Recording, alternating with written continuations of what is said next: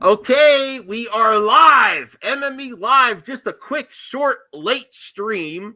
Thank you, Saggy Melons, for jumping on. I honestly didn't know who was going to show up. This is not my normal time for streaming. I just wanted to talk a little bit. And yes, the struggle is real. Because guess what? The hate for the Snyder Cut is never left, but it's ramping up because there are high stakes for this project. I've said in the past, it does open Pandora's box of the possibilities. If it's well received, it's well received. You cannot close the box again. There's lots of people that don't want this out. And I've come my own old habit. You know, Ryan Zieverfett, you bought his shirt. He's a good guy. He genuinely cares about me. And he's like, you got to stop doing addressing this, because there's misinformation. There's bad information that's purposefully bad. There's just absolute lies. There's gaslighting of this fandom. A lot of this comes from the critics that get their most relevancy when they attack this fandom. And it's because we're so passionate and we click on it anyway. I am the number one culprit. I do it all the time. When I see something that's just completely wrong or gaslights the fandom, when there's as much painting a picture of this beautiful fandom, while ignoring the toxicity in the critics, I want to address it. And we're going to get to a Cinema Blend article where Zack Snyder himself, he wants to address it too. But you can't. We got to stop it. Listen to Zack. If Zack has higher stakes than anyone, if Zack can do it, we can. That means for me too, because I was going through the stuff today. I was like, I just want to address it so bad. There's just so much bad stuff that they're saying about Snyder fans right now, and it makes me angry. And I just got to stop because they're just looking for attention. Their views are down. It's February, first quarter of the new year on YouTube is the reality. Okay, here's Matt Wilkins. Look at his twins, Saggy. Oh, babies! They're older now, but yeah, Matt Wilkins has been wanting me to come on his show a long time. Can we just talk about the babies instead? The babies are so freaking cute. Well, I want to see his comment. I gotta get close. I don't care either way about the Snyder Cut. You either love it or hate it. It's up to you to decide. But I'm glad fans at least will have a chance to see it. Yes, exactly. We get to. I can get by. I can stand by that because I'm not that. I guess hardcore into. I'm not hardcore into the DC universe cinematics, except for like the TV shows. I'm really big into the TV shows, but as far as the movies, I never really got too much into it. And I had just watched Justice League today. Oh, okay. We're gonna get your reactions there. Yeah. And Birds of Prey. So. Yeah, Shiny's here. Oh, Shiny's asking if I'm gonna get the Killer Instinct arcade 1-up. No, because I have all the games. Like I said, I can't get into these 1-up machines in my house because I have video games everywhere as it is. I will run out. I'm already out of room. Snyder Army, yes. Gosh, it is so late. And Niner for life. Hey, Max and Saggy. So we'll get your reaction. There's even like bad information about how it's hard because I'm not going to address them on my name. I'm going to go by my man Ryan. In the past, he created this thing, Block the Haters. So I'm going to try to address it without addressing it specifically. Even the part about not wanting charity when it's someone else it's such fake news because some certain t-shirt was taken off a Teespring because they were promoting it as charitable when it wasn't. That's why it was removed, not because Snyder Cut fans aren't for charity, because it was a misinterpretation. There's ethics to online activity. When you say something's for charity, you have to have the receipts. There was never receipts for it. So that's one thing I just can't let go. I'm getting off my chest there. That's complete bullshit, fake news. Unbelievable. The Snyder fans have done a lot for charity. It's not a shield either, though. It's not a shield either. But I think we do address it, and I personally do not see Zack engaging with the bad behavior. I don't. He's only promoted the good. I mean, that's fair, but I also think the argument is that he's not disavowing it. I think because you can't. Well, here's my thing, right? So there's also spin. Like some of these things, like I got threats. One of them was, I know for sure, one of them was so much spin on it was from Lightcast, and he just said you need to lose weight or you could get corona, and then they spin that and say that's a threat. That was a bad comment. I mean, but it was a joke. It was a joke, but was that a death threat though? No, it wasn't. Oh, okay, so that's a lot of spin there. My thing with Zach not acknowledging that because Zeno made the comment is this is about Snyder refusing to acknowledge that some of his fans are nutty and that other fan bases is more giving. Guess he never heard of the 501st. I think that the issue is because I've seen a video pop up on my feed about him not acknowledging that his fan base is toxic or has toxicity. Well, the same people that are saying this, though, Saggy, and I'm not going to address, I'm going to ignore the certain individuals that I talked with before, but you could comment on their comments. We're just going to be vague about it. Well, but they ignore toxic social media personalities or critics. So that's why what they say is bullshit, because you're saying this about Zack Snyder, and then you're cooperating with the worst of the worst. So I can't understand. And you have so much spin on it. There's all these. Me, Saggy. Yeah, no, I know. I if there's bad behavior, I'll address it. Some people still think that image with the three heads of the WB was just satire and like a Mad Magazine. I could kind of get that viewpoint, but it's ammo to those people that are against the Snyder Cut. Right. And it's not a good look, and I don't like it personally. No. There's like a power dynamic here, right? This is all about Zack Snyder, right? So if I was Zack Snyder, like say I was in his position, right? And I did what he did. If I saw toxicity in my fan base, I would address it, because I don't want people doing bad things in my name, because that puts a bad taste in my mouth. Well, yeah. It's like, that's what I understand when people are upset that Zach is kind of not addressing it, because I feel like this is I'm sorry. I don't mean to interrupt you. Oh, no, go ahead. This is completely ridiculous. I've heard this argument today.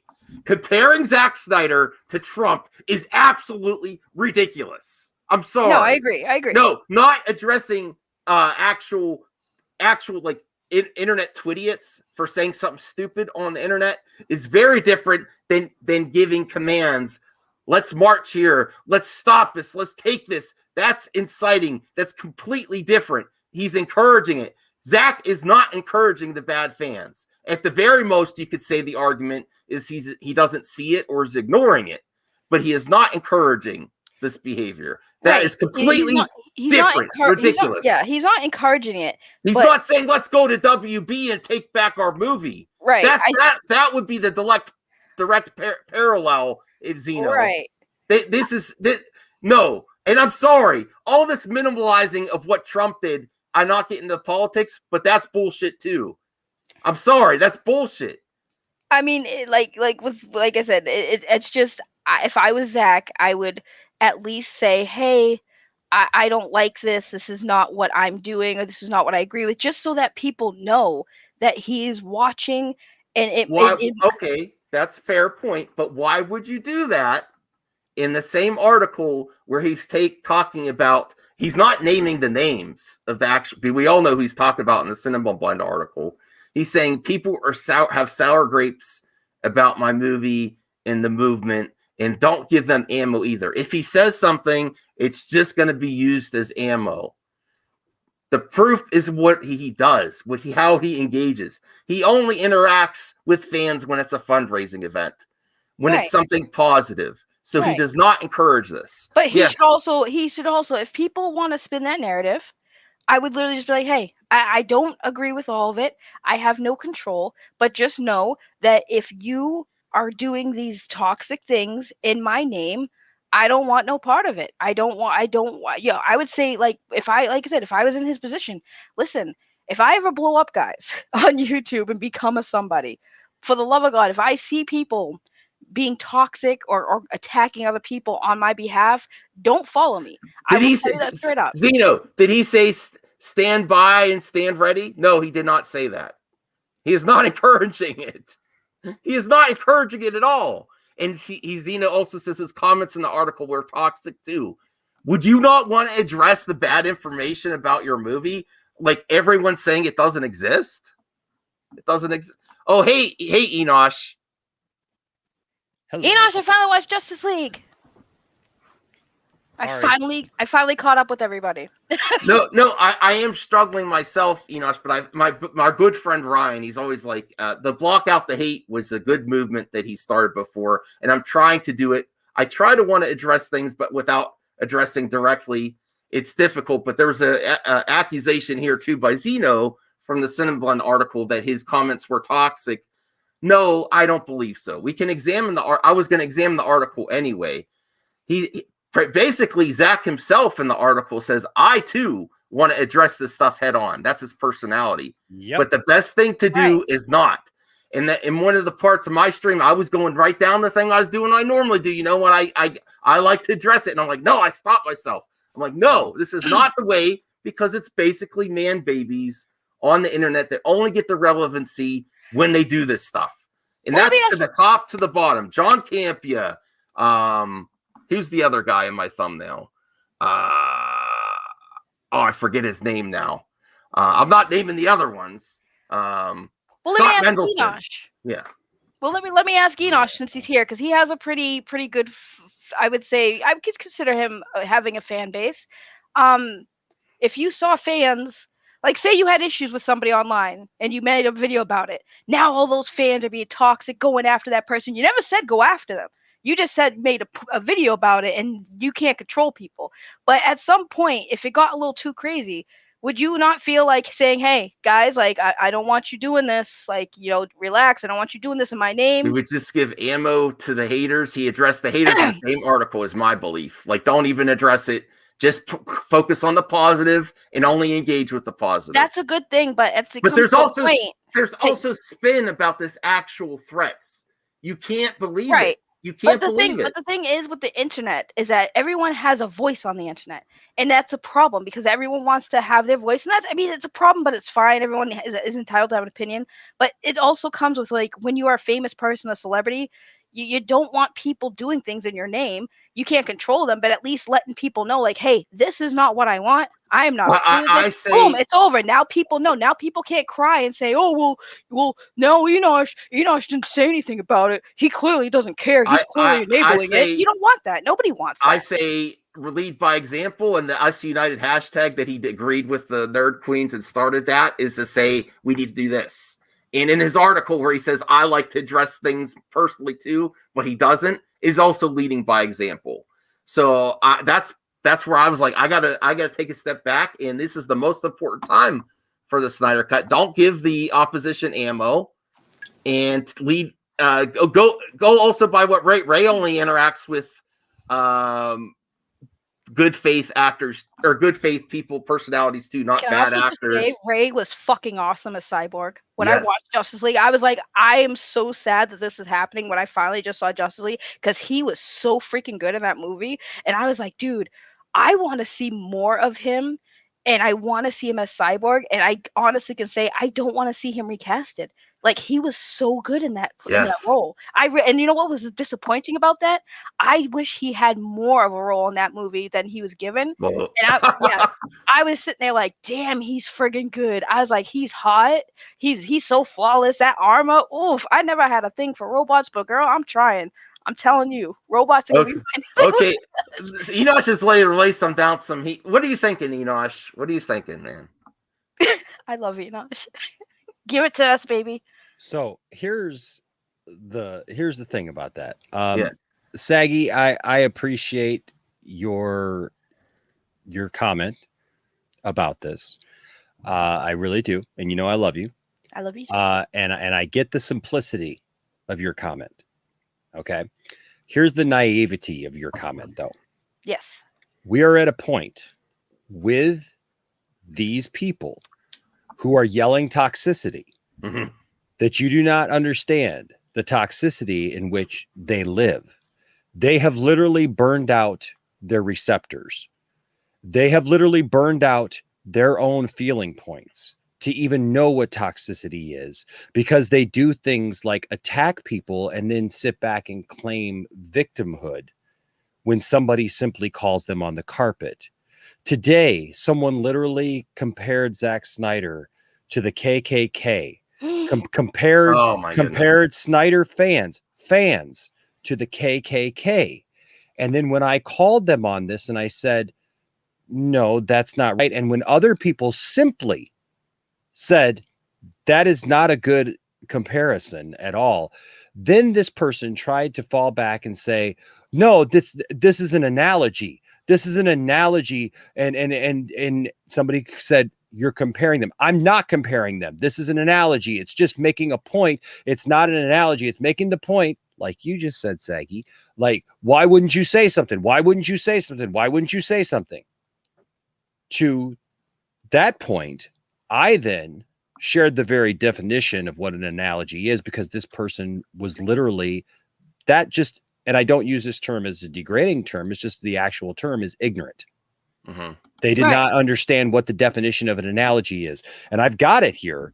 And this person, I'm not going to go through the whole thing, but I will just give you the quick lowdown. This person was trying to say that an analogy doesn't have anything to do with comparing one thing to another. So this person was saying that they could say that the Snyder fans and Snyder were like the KKK, but as long as they did something nice, right, then that was okay, right? Mm-hmm. We dismiss what the KKK does because they did something nice and helped some kids somewhere, right?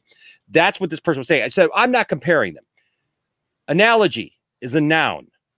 A comparison between two things, typically for the purpose of explanation or clarification. One, a correspondence or partial similarity, a thing which is comparable to something else in significant respects. Do you see where I'm going with this? Mm-hmm. Okay, so this person was literally making this argument that Zack Snyder was saying a horrible thing and defending his fans, saying you're not calling them out. And this is like if the KKK went ahead and, helped some children somewhere or whatever, and we dismissed the other things that they did. But then saying, I'm not comparing them to, I'm just making an analogy. Learn the terms if you're going to use them, because I will call you on them. Facts. And I will not back down to that. Now, let me say this.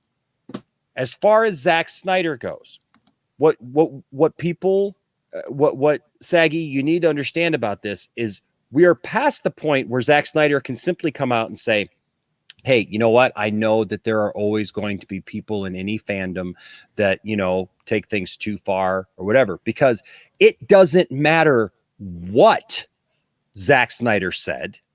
It doesn't matter who Zack Snyder addressed, what actions Zack Snyder addressed at this point. These people would have attacked anything that he said, because if he said something about one, he would say, well, he's dismissing the others. Okay, that's where we're at. So Zack Snyder chose to do something very smart. Zack Snyder supports his fans.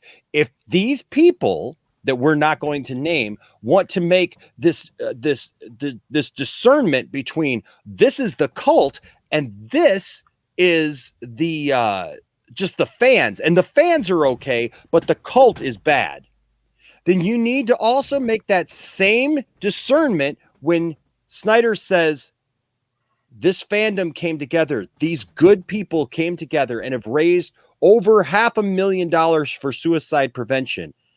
A cult of bad people don't do that. Right. They don't go out of their way to help other people. That's what he said. But this is being spun as Zack Snyder is somehow dismissing the actions of a few, and yet and somehow condoning it. That is utter BS. That is utter spin. That is utter garbage. And it's a lie that's being perpetrated because these people have no life. These people have no clout. These people are butthurt because they can't get a freaking interview. They can't get anybody to answer an email. They can't get anybody to answer a tweet. They get blocked left and right after they went and blocked everybody themselves, and they're butthurt. They're pissed off, and so they're going to lash out in any way they can. And the only way they can do it is saying, well, Zack Snyder didn't say anything. Because at this point, it doesn't matter what Zack Snyder says. It's always going to be, well, you didn't do this, or, well, that's not, you called out this toxic thing, but you didn't call out this toxic thing. You can't, you're not. It's better to focus. Who's going to show up with the checklist on the positive and lead by example? Exactly. Who's going to show up with the checklist and the board and say, okay, Zach, here are all the different things that have happened that you have to address as the director of a movie. You have to address all these people who you don't even know, you've never talked to, you have no connection with, but yet they like your movie, so you somehow have to be this bearer of something and tell them all what they should do. That is utter crap. You cannot be responsible. Look, if they don't have to, if all these if Beyonce and Jay-Z and all these other artists and and people or whatever want to walk around, Eminem and all these other people want to walk around and say, well, you can't hold me responsible. I'm not a role model.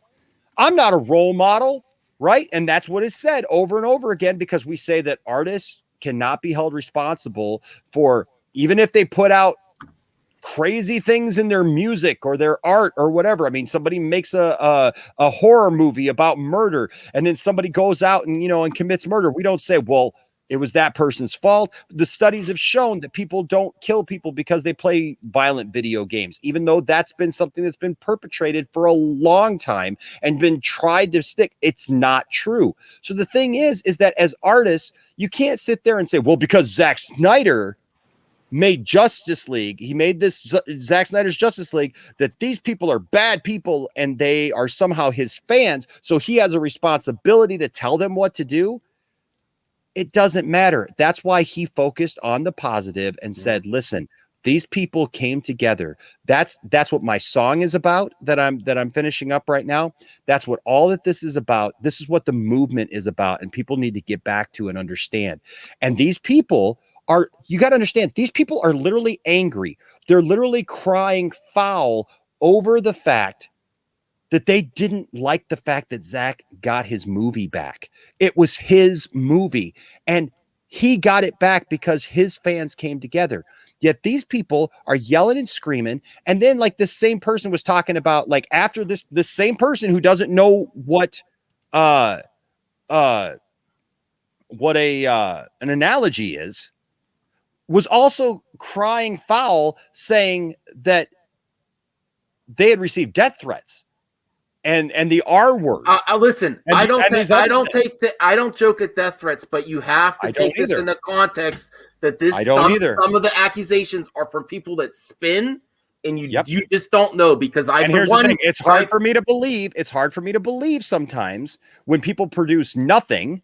Right? There was nothing produced. The Matt Lightcast thing, and I like Lightcast. It was maybe like a bad comment or a bad joke, like you need to lose weight so you don't get corona. That's not a threat. Okay, so that's not a threat. That's not a threat. And the thing about the Wonder Woman pictures, the Wonder Woman picture wasn't even made by a Snyder fan. Okay, I agree. It was actually made by somebody who was trying to prove a point about the Snyder Cut and everything, basically with the whole adage, heads will roll. It was an artistic expression that look, I'm not saying that it's pleasant, but nobody is calling for somebody to actually go out and take the lives of anybody or do physical harm to anybody. Now, if Zach retweeted that would be different. Yeah. Well, why? Why? I don't. Why? Because these people have had no qualms in gunning for his head. They had no qualms in gunning for him when his daughter passed. Right? They had no like. Well, I wouldn't like that either, though. I know we don't like it, but here's the problem with our society: is we have become a society of whiners, complainers, and if we don't like something, then all of a sudden we're offended and we cry about it, and then we want to act like people are bad people simply because they point out something. right? Now, I'm not saying that it's a nice, pleasant piece of art. I'm not saying that it's something that we should laugh about and be like, oh yeah, wouldn't it be funny if like we went out and and did this? No, that is not cool at all. That is not something that's fun at all. But here's the thing. People do stuff all the time and misrepresent other people. As far as Zach goes, Zach just finished a movie. He literally has studio heads that still hate his guts simply because he made a movie that portrayed Batman and Superman and Wonder Woman and the Flash and these different characters differently than they wanted to portray them. That is pathetic. It's sad. It's depressing in some ways. And here's the thing, just these people need to let it go. And this idea of like, we're victims. People, these people are coming at us. I'm sorry, Saggy, I've seen it time and time again. People want to drop an attack. It's like throwing a grenade into a room and everybody runs out. And if somebody's running out, like they like tackled you because you threw the grenade, and you're like, oh man, you hurt me, you broke my arm. Well, saying his vision is cancerous and that hope it never sees light of day, and then expecting not people to push back. I'm not saying you should get. Look, I had somebody today. Literally, you just said, Saggy, that you liked Ray Fisher's thing, right? Okay, awesome. So let me just kind of, and this will be the last thing I say, and then Matt can say whatever he has to say. I would like to share with you then a comment. Well, I know he's waiting patiently, and I appreciate that. But here, let me share. So patient. He's pulling up articles or something. Yeah, probably. Okay, so let me share with you today of something that was sent to me by a guy who shows up in all of our streams, and he absolutely can't stand Ray Fisher. He can't stand Zach. And this was unprovoked. This is simply from my video stream last night, where we did one part where it talked about Ray Fisher, because he talked about the problem with possibly saying booyah in the movie, because none of the other characters are saying their catchphrases. Like Superman's not saying up, up and away, or truth, justice, in the American way. And, we're not going to have Robin in there going, holy rusted metal Batman, and, all these silly little sayings. And so he said, why would you expect my character to say, why would you be just ticked off that my character isn't saying it? Why aren't you upset about the other ones then? But this is what somebody wrote to me today, and I'm not going to share who they are. I don't know. I'm not going to share who they are, but this is the exchange. Here it goes. This is their first comment. Ray Fisher is a bad actor. That's the only statement. Just one sentence. Ray Fisher is a bad actor. But why? Exactly. To which I said, sure, buddy. Based on what? It's an idiotic statement, man. This is somebody I've talked to before. It's an idiotic statement, man. Everybody who's worked with him and said he's nothing but a professional. Ray Porter himself talked about him and how when they did Shakespeare together, he was absolutely fabulous. Don't just make comments that you think make you sound smart, because that doesn't sound smart at all. Just to make a comment, just to come into my comments and say, Ray Fisher is a bad actor. To which they responded, I heard that the crew really hated him, but I'm not sure if that's true. We know where they heard that. He's a terrible actor, in my opinion, but Henry Cavill and Ezra Miller are much worse. Now we're just attacking. Now we're just March 18th, though. March 18th. Now we're literally just throwing attacks at everybody now, right? Because no proof, no, hey, I heard him in this, or I watched him in this, or whatever. To which I said, what have you seen him in to base your idea of him being a terrible actor? The only movie he's ever been in is Justice League. Everything else was either Shakespeare or Broadway, in which he was well received and did very well. And if you're judging it by Justice League, it's pretty obvious that, well, there were some very poor choices made by the people in power for that movie. Oh, Saggy had a review of Justice League. And that's when I said, and that was supposed. Oh, okay. And then he says, Zach is, again, deflecting.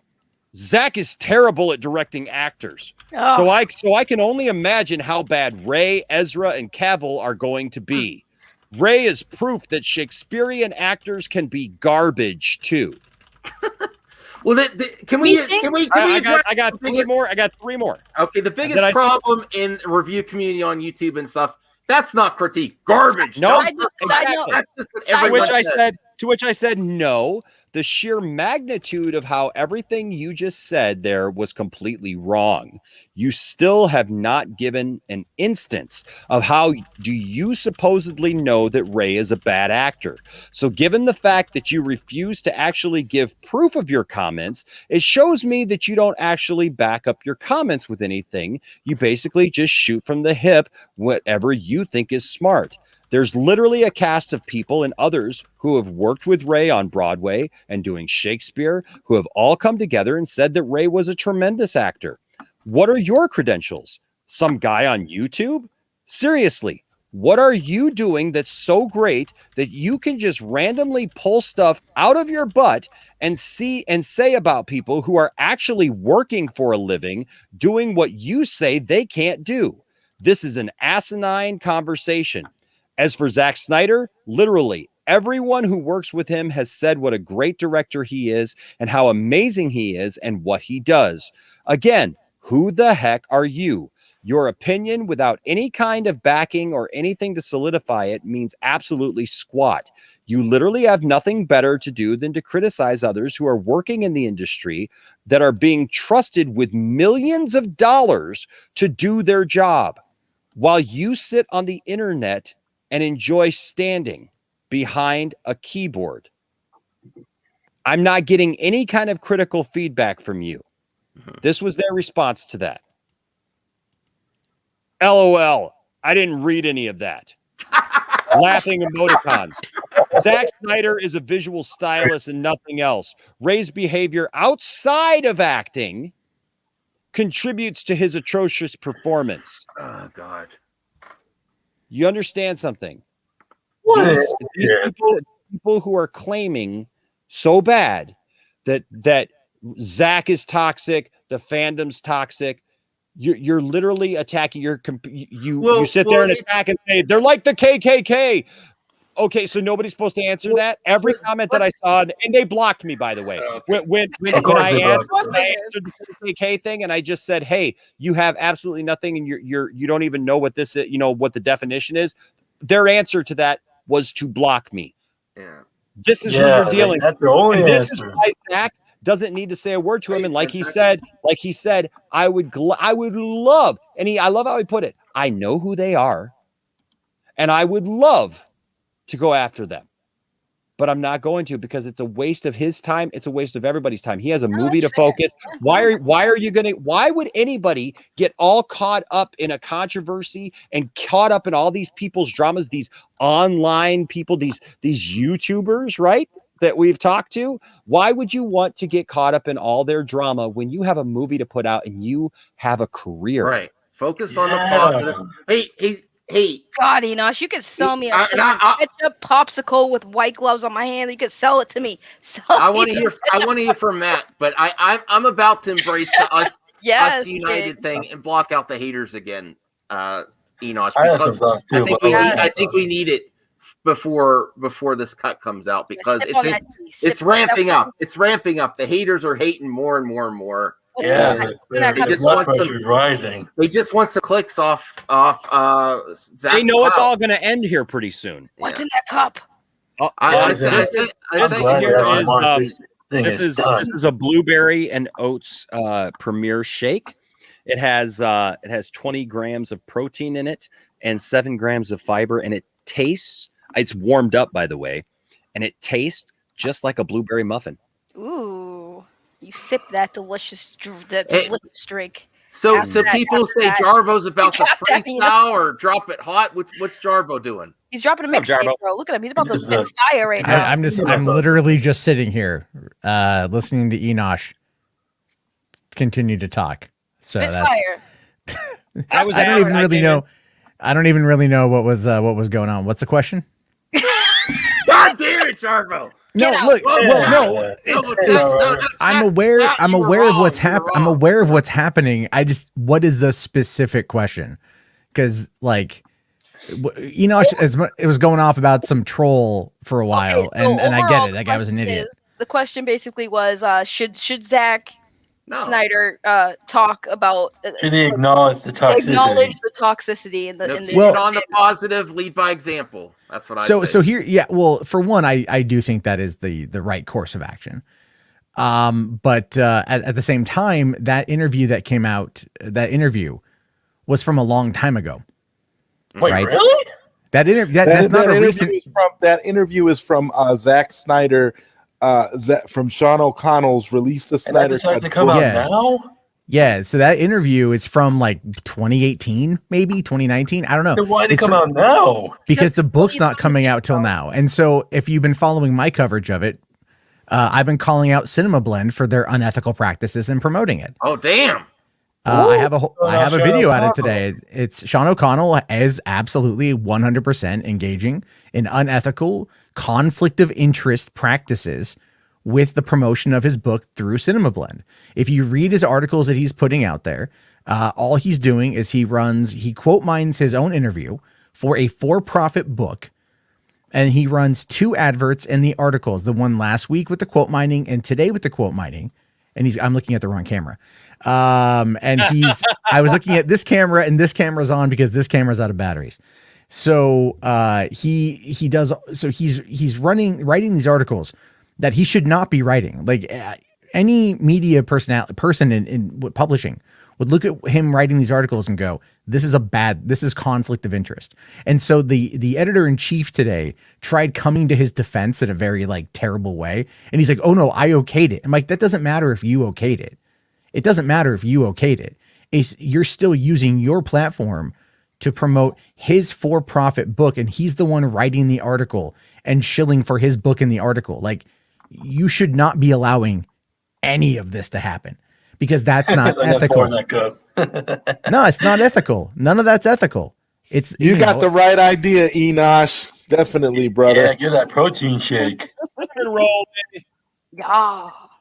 Well, anyway, for me thinking all this, I'm like, oh, when I first saw it, I was like, oh, okay. And now when I find like people like twisting his words, I'm like, what the hell? I mean, like, let me give a quick example. I'm not gonna say this person's name. They're saying that he outs himself as a Snyder Cult leader. Words confirm something I've been claiming for a while now. He absolutely supports his toxic fandom. He knows his time with WB is up. All you need to know to everyone doing so. All you need to know is I know for a fact their views are down.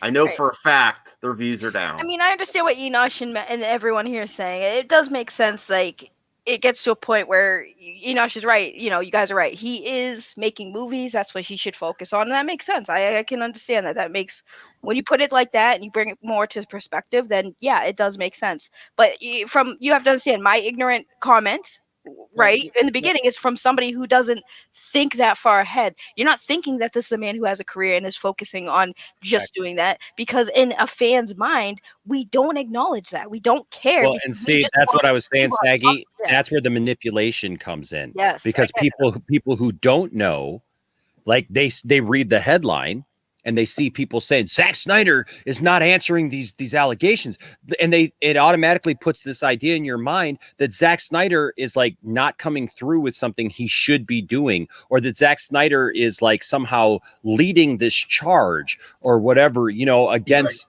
people. And like Matt said, it's not even a new statement. Well, it's what I mean by that is it's not. Like I know it's not. What I'm saying is, like, we know that Zack Snyder is who he is, and he has alluded to many things, and we know that he was hurt. We know what the studio execs did to him. We know what's happened. So these people now who are crying foul after this article came out today and acting like Snyder is some kind of bad person or that he's doing something wrong by not like he's the cult leader. it. Yeah, like he's a cult leader and not condemning like all these people. Like, so my question is like, so what do you say? So if you say this, then please don't say that. And so then he goes back and then somebody says, well, wait, Zach, before you leave, What about these other people over here who said this? Oh, they said that? Oh, okay. Well, yeah, then don't do that, guys. Okay, we got to go. Oh, wait, Zach. What about these people? What about these people over here? And you're going to go down the line because there's you got a whole thing. That, you know what? Look, everybody knows I'm a man of faith, but that's one of the problems with faith is, honestly, people blame God for a lot of things that man does in God's name. And the thing is there will be a day when those people will have, as far as I'm concerned, will have to give a recompense for that. But So are you saying at the pearly gates they're going to go up to St. Peter and he's going to open a book and just go like, so you talk shit about the Snyder Cut, huh? I wish. No, that's not what I'm saying. Yeah? I'm talking about right. God. I'm talking about people doing things in the name of God. I heard he said release the Snyder Cut. I heard him say that. I did. Jesus told me. Jesus told me to release. He appeared. Why do you think I do this? He appeared in his tortilla chips. Are you kidding? Jesus has been promoting the Snyder Cut for years now. So yeah, so Jesus is in the Snyder Cut. I mean, well, considering they made Superman very Christ-like, I can understand. Has anyone asked what Zach's faith is? Does he have faith? I don't know. Well, I don't know. Maybe he does have faith. You know. Well, I mean, yeah, I don't know. Well, I could assume he would be a Catholic if I had to guess. Well, the Snyder, people put his face on Jesus. The whole Snyder scenario really just exposes the problems in movie talk in general, not just from this weird, crazy corner that I'm not going to address by name anymore. It's just you two. It's just you two. No, John Campia, the Mendelssohns. What did Campia Collider, say? I haven't. I don't. In the past. Campia. Oh, I mean, because here's the thing. I mean, like, we already know what these people. He told him to shut the F up about his cut. Like, I mean, if I you remember that. If you were literally ready to talk to media and say, "Yeah, I have a cut," and they completely ignore it for clicks.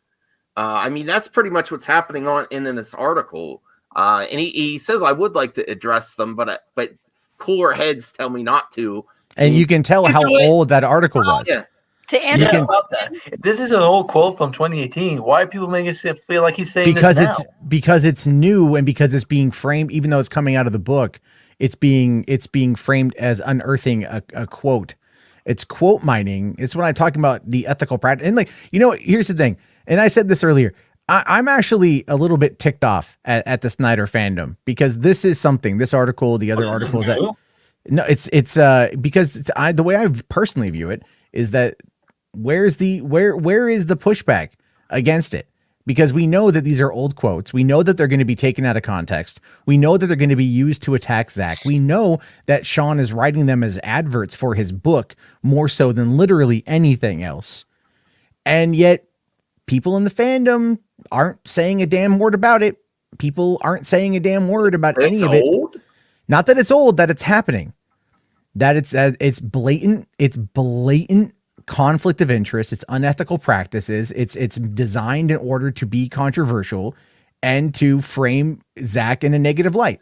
The problem with this, Matt, is that Zack Snyder, when he was interviewed for this book by Sean O'Connell, anything that he said in the book, he had to sign off on for Sean O'Connell to publish.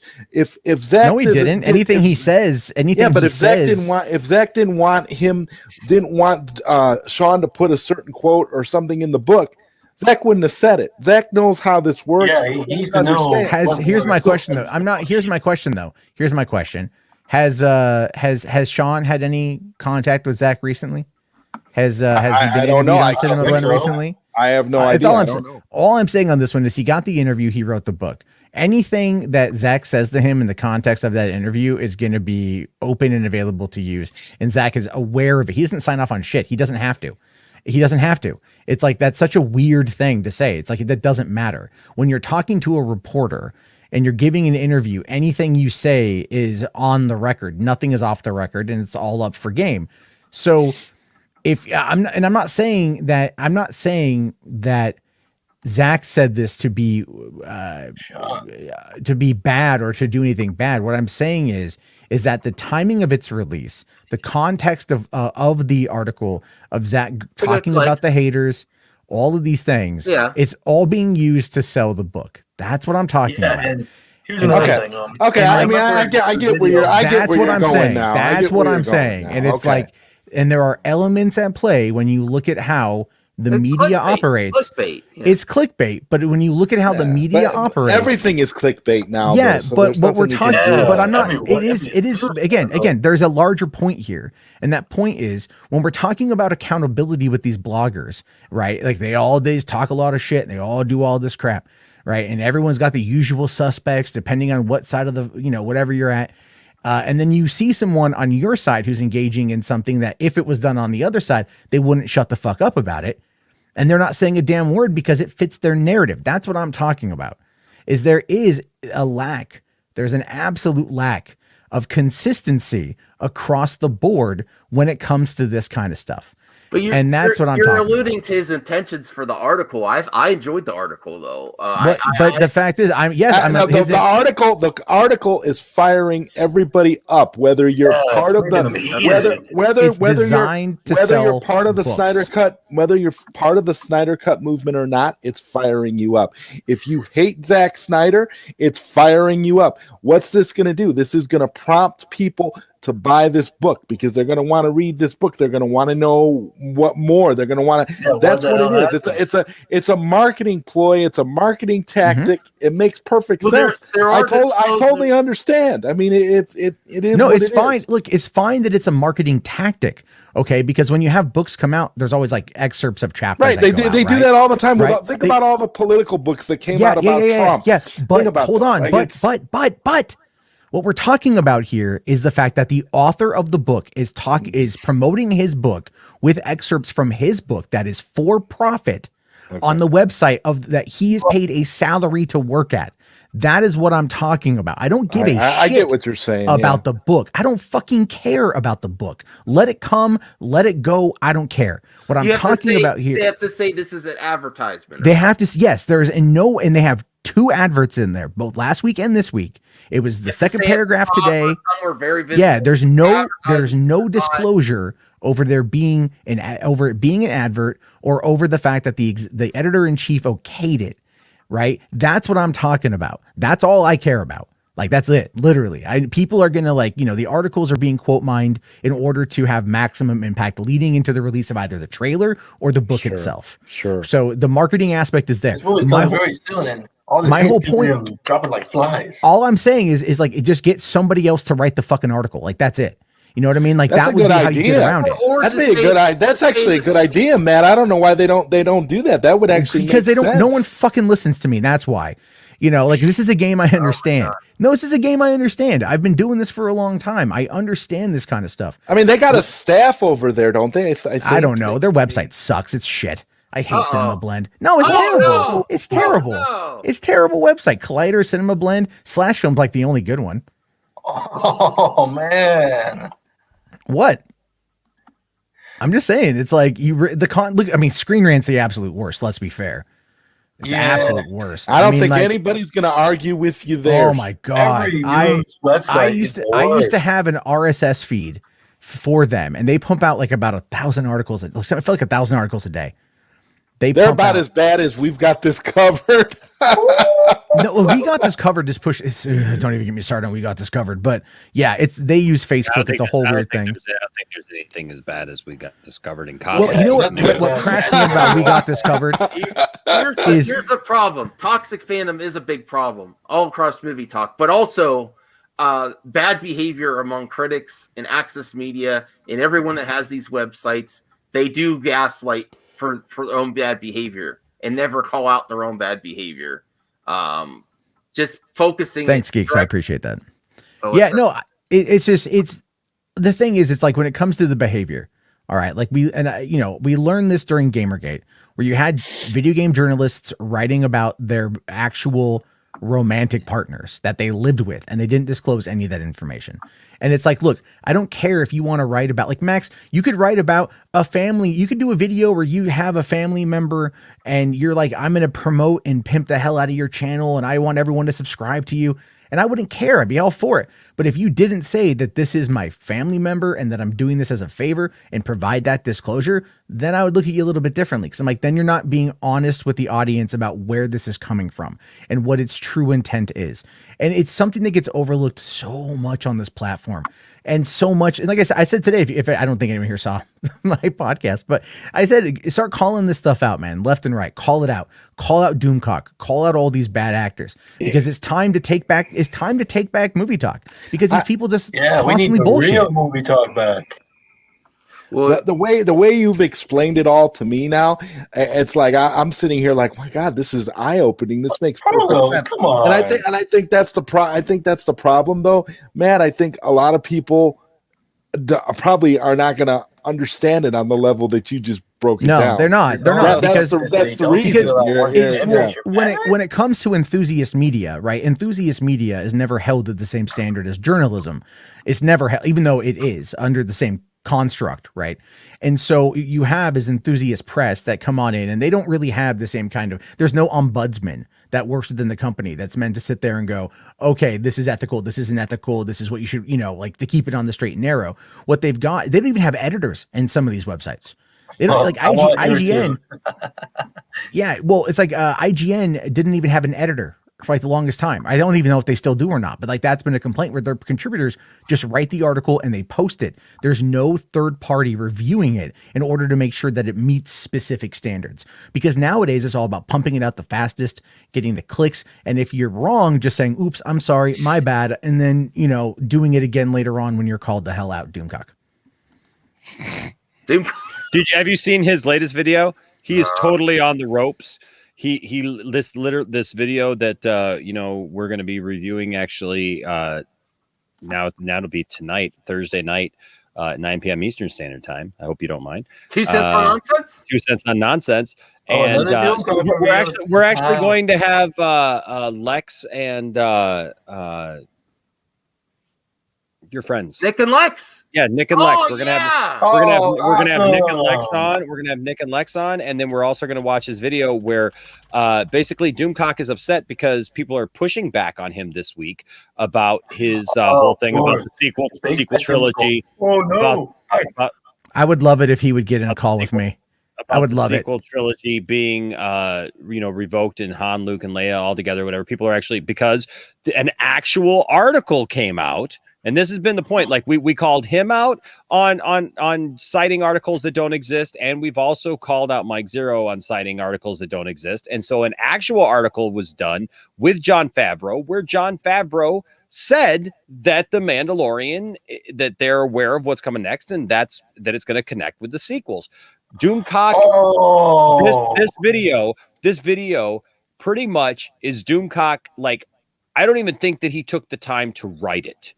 Because usually when Doomcock does a video, he's very straightforward and he has it all timed out and everything. In this video, it's the first time I think I've ever heard him say, "So guys, this just give it time. This is gonna pan out. Don't and that's exactly how he's doing it. Everybody's gonna be like, Jon Favreau just admitted that his Luke appearance will connect to Last Jedi. Oh no. He listen.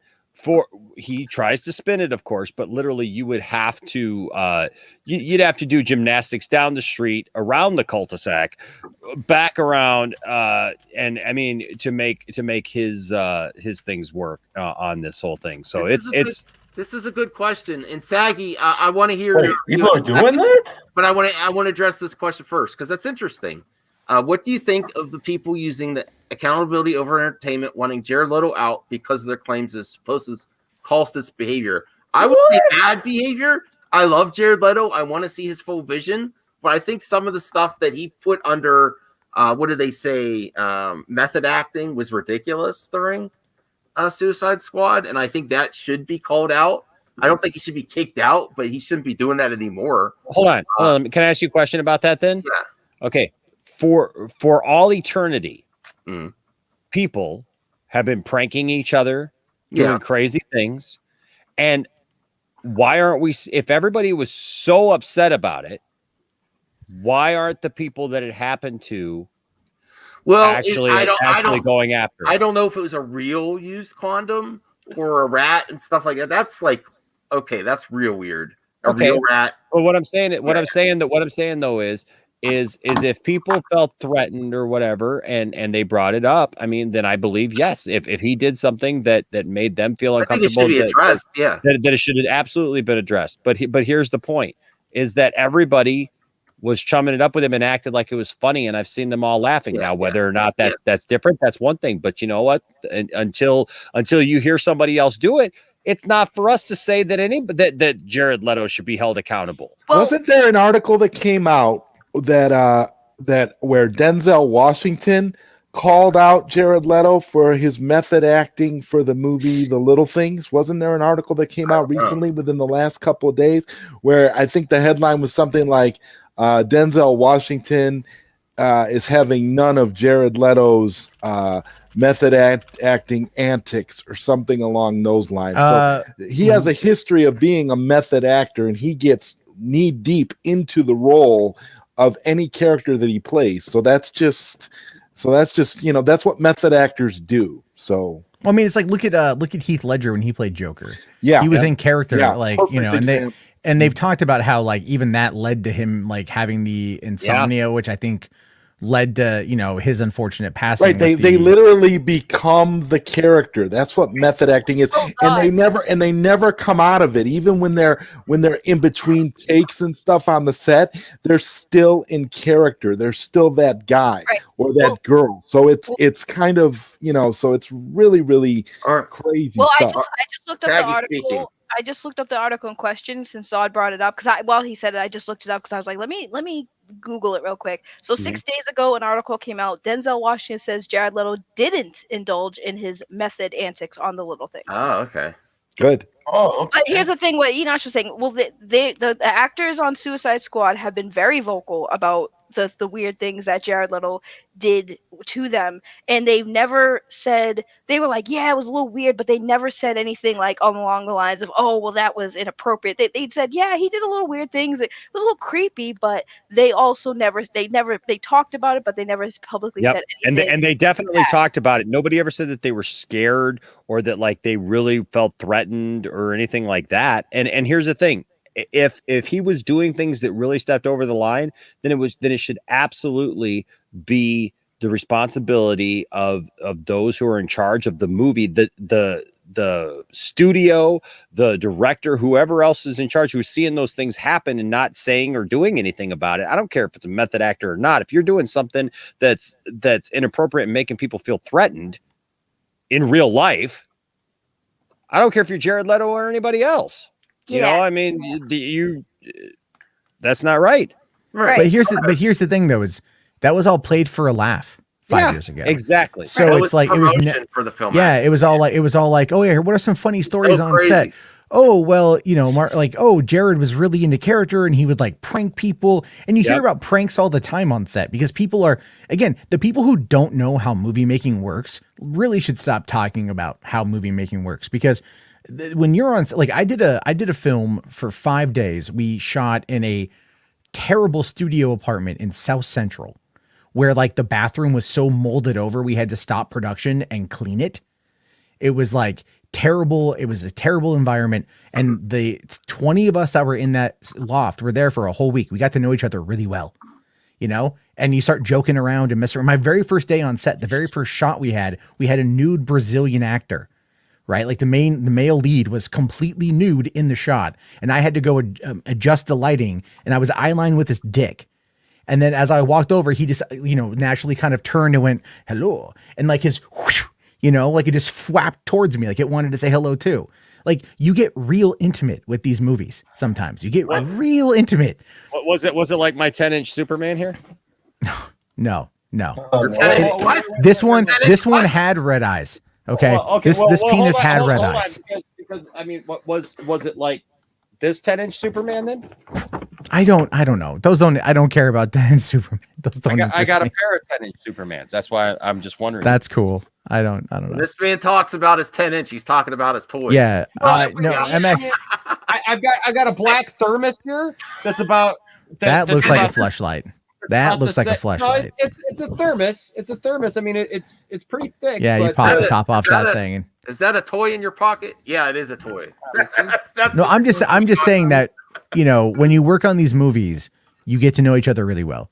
And oftentimes these, you know, these big productions are like 6 months. Hopefully you don't feel threatened by anything that I just joked and ripped you about. So I actually want to know what Saggy thinks of Justin League. I don't know where you watch Justin League. It's not the Zack Snyder cut. It's like the Blu-ray version. Justin League. I was so excited. I typed Justin instead. I didn't check the spelling. It's about Justin Bieber. All right, what's Saggy's review of Justice League? I liked it. I fell in love immediately with Ray Fisher's character, Cyborg. That's what I was gonna say earlier when Enosh was reading that comment. I'm sitting there like, I actually think he did well. His performance made me actually care and feel bad for poor Victor Stone, and then as he made me feel for him and root for him as Cyborg, the superhero. And I wish that they gave him and the character Cyborg a little bit more screen time, because I think his performance was amazing. I did like the movie. I like that they introduced the new characters such as Cyborg and even the Flash in a way that it wasn't too dragged on, trying to like, you know, the origin stories that deep into each character. I like that they kind of just got to the point. It's like, hey, this is the Flash. We all know who the Flash is. Get the Flash on the team. Oh, hey, here's Cyborg. Oh, we all know who Cyborg is. Get him on the team. They didn't drag on the story. I thought it was really good. Now imagine Saggy, to know the fact that in Zack Snyder's Justice League, Victor Stone is the heart of the movie, said by Zack Snyder himself. Yes, I'm all for it. I think Ray Fisher. I actually looked too. I was like, did Ray Fisher block me on Twitter? No, I'm still there. Good, because I would riot. No, I like. Isn't like most of Ray's performance all Joss Whedon in the Justice Cut?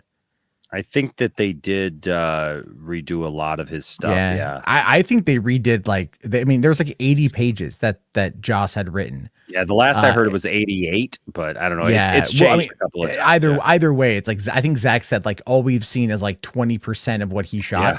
Yeah. And if you can really tell what's his versus what's Joss's. It's actually even less than that. It's like somewhere around slightly over 10%.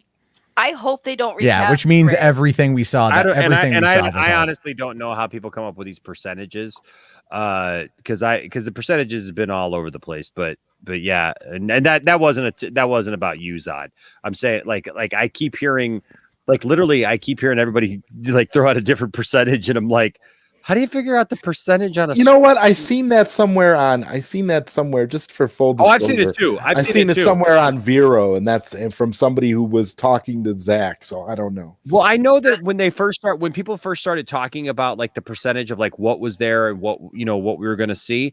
I remember at first it started off at about 65%. People said, well, it was about 65%, and then it kind of bumped up to 75%, and then I was saying 75% because that's what like what the consensus was for a while, was that it was like 75%, 25%, like Matt just said, was Zach's, but 75% was reshot. And then it was like, nope, it's like more like 85, 90%. And I was like, that's a lot of movie. Yeah, it gets to the point where you start to realize that Joss Whedon basically reshot the whole movie in his image, and retooled everything, anything that Zach put out that was cool. I guess the percentage does change if you make the movie 4 hours as opposed to 2. So Well, can I just say, if it wasn't for the fact, like I know people, I do want to see Zach's like his cut, like his vision that he saw, but I would say I have to give credit that they did still put out the movie, because if they didn't put out the movie, we wouldn't have even seen Ray Fisher. In the first place. I think his performance alone makes me do want to see more of him. And I do hope that they do release the full Snyder Cut, because I think that Cyborg alone as a character and Ray Fisher deserve more of what he was. It's going to be really, really obvious if they try to remove him from the DCEU after the Snyder Cut's released. Oh, heck yeah. It's like, why are you doing this? Right. How are they going to address that? I did like the movie, but like I said, it's because I just first saw it today. And like I said, it is going to be nice to see more of Ray Fisher and more Cyborg, because since when have we seen a live action Cyborg? That is true. Right. So I think he fits the role perfectly. I think he has the look. He has the characteristics. He sold me as Victor Stone. He sold me. So I want to see more of him. I guess my only grievance is, I don't know, I thought it was like weird, like, oh, Superman died. Oh, we brought him back. No Lazarus pit or nothing. Just we're gonna use this evil technology to bring it back. And I was like, oh, really? Like, see how Snyder fixes that, or how he. Yeah, I thought it was weird how they brought Superman back, but aside from that, I'll tell you guys, I don't think this is gonna happen. But if that movie, if the 4 hours is not worth the 4 hours, you know what I mean? It's gonna break the internet. It's gonna be bad. It's gonna be nuts. I've sat through the Lord of the Rings. I can sit through a. Whoa. It's probably better now than it ever would have been if they probably, yeah. Because down, and now he's thought about it for years and years and years. Like, he has that retrospective, like, making it even better. Like, also, I have to issue an apology. Ben Affleck, if you ever come across this video ever in the entire duration of your life, I'm sorry that I ever doubted you as playing Batman. I'm sorry that I judged your performance in Daredevil and didn't think you could play the Dark Knight. But I will say that his performance as Batman was actually really freaking good, and I have to give him props for that. Saggy, have you ever seen Batman v Superman? Did I see it? I think I did see it.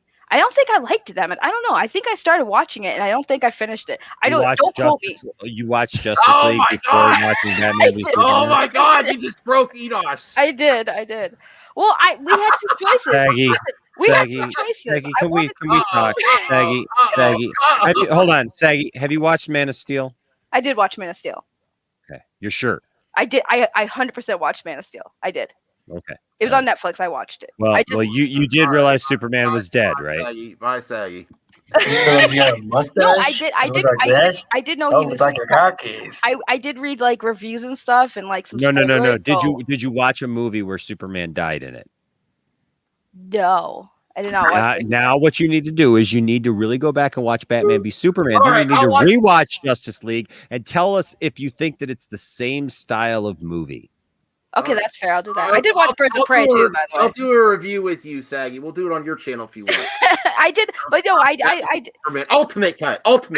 I did like the whole relationship with Batman and Superman, and you know, Batman was kind of just like, he's gonna kill me, but it's okay because we need him, and I'm just like, ooh, I like Ben Affleck. You almost broke Enosh. That was very calm, Enosh. I'm proud. I don't not like you. Do I have to send shower pics of a man in the shower for you? No, not me. We'll send shower pics of Matt Jarbo. Don't you remember, Saggy, in that same Justice League movie, you had Superman with a mustache going like. Listen, I have so much Superman shit. with a mustache going like this. I have so much shit I'm watching. Okay, I have so much shit I'm watching. Zentek's been really patient. Yes, he has. Zantet. What are your thoughts on the Batman? I rewatched the trailer. I'm still super into it, but my hype for Snyder Cut's just way above it right now. But I totally want to see it. Yes. If you ever want to go back to that hype, just go find that screen test with that brief bit from the Giacchino score. And listen to Giacchino's score for that, and that should get you hyped up. Yeah, I can't wait. I mean, like, because nobody wants to see any of us in the shower. Says you. Hey, those Enosh picks went over pretty well. Yeah, the Enosh picks were fire. Have you seen the pics? Did you see the edit? The Bernie. I saw the Bernie edit. That was funny. I saw the Bernie edit. Yeah. See, shower pics are amazing. Yeah. You're using your mittens. I'm getting so judged for not seeing yeah. They're like, why is she here? Right? Why am I? We love you, Saggy. We love you. Listen, I'm getting to it. Like we were at the Red Box. You did it.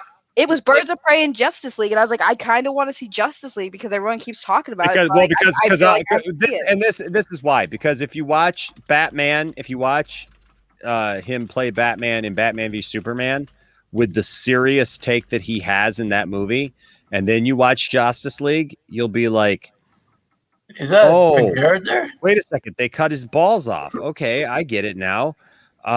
Because like seriously, Batman is super hardcore. Batman is super hardcore in Batman v Superman and very serious, and then they've got him to be very jokey in I'm gonna be absolutely honest with you. If you go back and you watch mine and my family's first reaction to that's why I can't hate on Saggy, because if you watch our first reaction to Justice League back in 2017, we stood right here in this very room and we said, you know what? These are the things we liked about it. This was exciting. This was exciting. We liked this because you know what? We were seeing these characters on the screen for the first time. And it was exciting. It was exhilarating because you know what? It was fine because this is what we thought was Zack Snyder's vision. This is what we thought was the point. And you know what? We were willing to get behind it and we were excited about it because we were getting to see these characters that we love on the screen again. Here's the thing. After a while, though, you know what? I realized, like, every time I'd see it, you know, I'd be like, oh, yeah, I'm not going to watch that. Or you know what I mean? Or it would be on Plex or something like that. And I'd like skip right by it, you know, like, oh, yeah, no. Or every time I would start to think, do I want to watch Justice League? No. And I'd skip by it. And then when the stuff started coming out that, oh, this wasn't Zach's vision, that there was a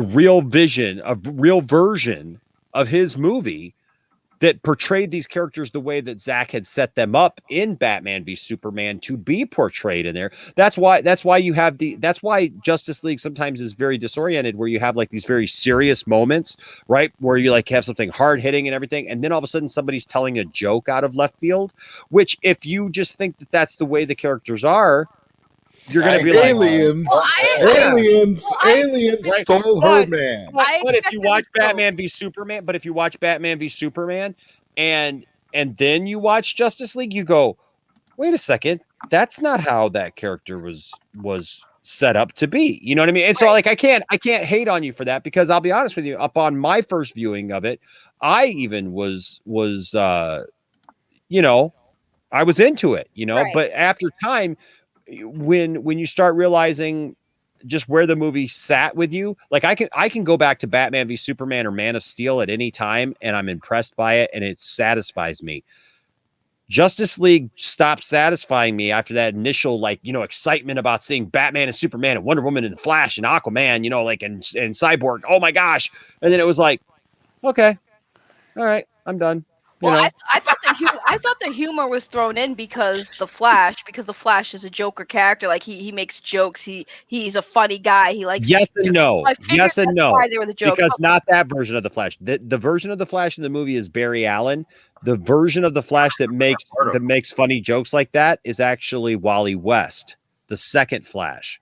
So it's not even that Flash who's like sarcastic and making jokes all the time. So that's Joss Whedon couldn't cast a black guy. We know that. Yep. Well, hold on. No, because that's not even the same Wally West. Oh, right. Yeah. Because the version of Wally West in the Flash TV show is. But there's two different versions of Wally West. There's the original one, who's a redhead white guy who is the sarcastic. He's the guy who took over for Barry when Barry disappeared in Crisis. Amazing. That was an amazing film part in Batman v Superman. Like, whoa. By the way, can I address Kevin's comment? He didn't pee in the jar in the courtroom. He peed in the jar. It was a power move. That was a power move where he delivered a jar of. He had a jar of pee. Actually peed in the jar. No, he had a jar of pee delivered to the senator to prove a point to her and try to demoralize her and make her realize that he was in charge, that he had power over her. And then he killed her like 2 minutes later. All right, and that was the point. He's like, hey, shut up. You know what? I've got the power here, because she tried to power move him at his house and tell him that she wasn't going to help him. She wasn't going to assist him. And basically he said, oh yeah, well, guess what? Because she made the statement to him. You're trashing on. She made the statement to him that you could pee in a jar and call it grandma's sweet tea. And she wouldn't care because she knows the difference. Then we don't know that it's his pee, but he had pee delivered in a jar, and he basically showed, and it had a little sign on it, and it had the sign on it that said "Grandma's sweet tea" to basically say, "I sent it, and guess what? You're gonna have to deal with it," and then killed her. Yep. Yeah. Can I address Kevin's comment though about Saggy basing her opinion on Ben Affleck's Batman on his performance Justice League? It's not that I really based I think overall Ben Affleck is a good actor. I think that casting him as Daredevil was crap, and that's not his fault. So that's why at the time it didn't sell me. But even with everyone's opinion on Justice League, I still think he sold me as a Batman, whether his character wasn't the envisioned. Like, I will go back and watch Batman vs Superman, obviously, but I still feel like with this movie, I think Ben Affleck did fit the role better than I expected him to. Regardless, obviously, if his performance is better in Batman vs Superman, I'm going to watch it regardless. But I still think, again, overall, he fits the suit. That warehouse scene, Saggy. You're gonna. Oh my gosh, the warehouse scene. And can I just say, the portal scene in Endgame is utter tripe. Tripe. Yes. What? Yes. I want to see if And let's be honest. Thanos. I'm going to say something. Are you? Here what? What? It's tripe. You're That telling whole scene is tripe. That whole movie is mostly tripe. What are you? Yep. Like, garbage. I mean, I get having bad takes, Enosh. Like, I get it. I get it. That movie. That's a bad take. That movie takes liberties and just basically tells its audience what they want to tell them, and its audience just sucks it in like a sponge because the Russo brothers said so. There is nothing to back up what that movie is about. A specific example of this? Yeah, I can. How about all of your favorite characters that passed away in the snap? They're still dead. They didn't come back. That's their whole point about time travel, is you can't bring them back. You can't do anything to bring them back. They're literally different versions of the people who disappeared. But I don't. Wait, all of your favorite characters from Marvel are still dead. I don't understand. No, that's not at all. Marvel fanboys. That's not in your pipe and smoke it. Because but that makes as much sense as your quantum leap theory. It doesn't make any sense at all. What do you mean it doesn't? No, because that's actually if you have the power. My quantum leap theory is worse because it's just a theory. It is worse. I mean, let's be fair. It's pretty terrible. It's a pretty terrible theory. It's a really bad theory. One thing that I noticed and I put together, they actually made a freaking movie and actually put a garbage decision in it, and they basically killed all your favorite characters in the snap and then brought them back later by saying, "Oh, we just snapped them back." Well, you didn't, because you just got them from another point in time. They didn't get them from another point in time, though. What are you talking about? If Thanos had the ability with the Infinity Gauntlet to snap them away, Hulk had the ability to snap them back. And that's what he did. It didn't pull from a different reality. The only person who came from a different reality was Gamora. That was it. Other than that, because she died in this reality and then she stayed in that reality, or in our reality, but she came from a different one.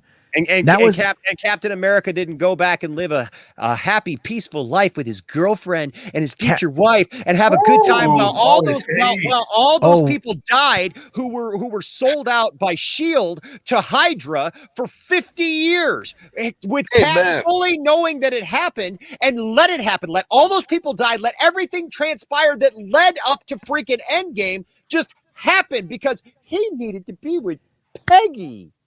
Again, that's not even an argument. That's me to drop an F-bomb because I'm telling you right now, it pisses me off. That's the stupidest thing to get mad at, though. That's the whole point of Captain America, that he sacrifices his own wants and his own desires for the better good of the people. And that's not what he does. He goes back and he lives his freaking life so he can come back as Joe Biden at the end of the movie and then give his shield to somebody else. You're just upset that Biden's president. Now I get it. Now I get it. No, he looks like Joe Biden, for God's sake. That's what he looks like. Oh my God. He looks like he hurt his toe. You're literally Enosh, that was the start reading your political crap into that. That is not that. That was You the and I best have had take plenty, ever. You and I have had plenty of discussions for you to know better than that. I'm just giving you a hard time. I'm just giving you a hard time. I'm just telling you, that goes again. You want to talk about all these people who griped and complained about, that's not my Batman. That's not my Superman. Is that your freaking Captain America then? That your Captain America is so freaking selfish that he's got to go get laid 50 years ago? So he's got to go back in time, get with Peggy, and have kids. Because he doesn't care about the lives of every S.H.I.E.L.D. agent, about all the people who freaking died because of Hydra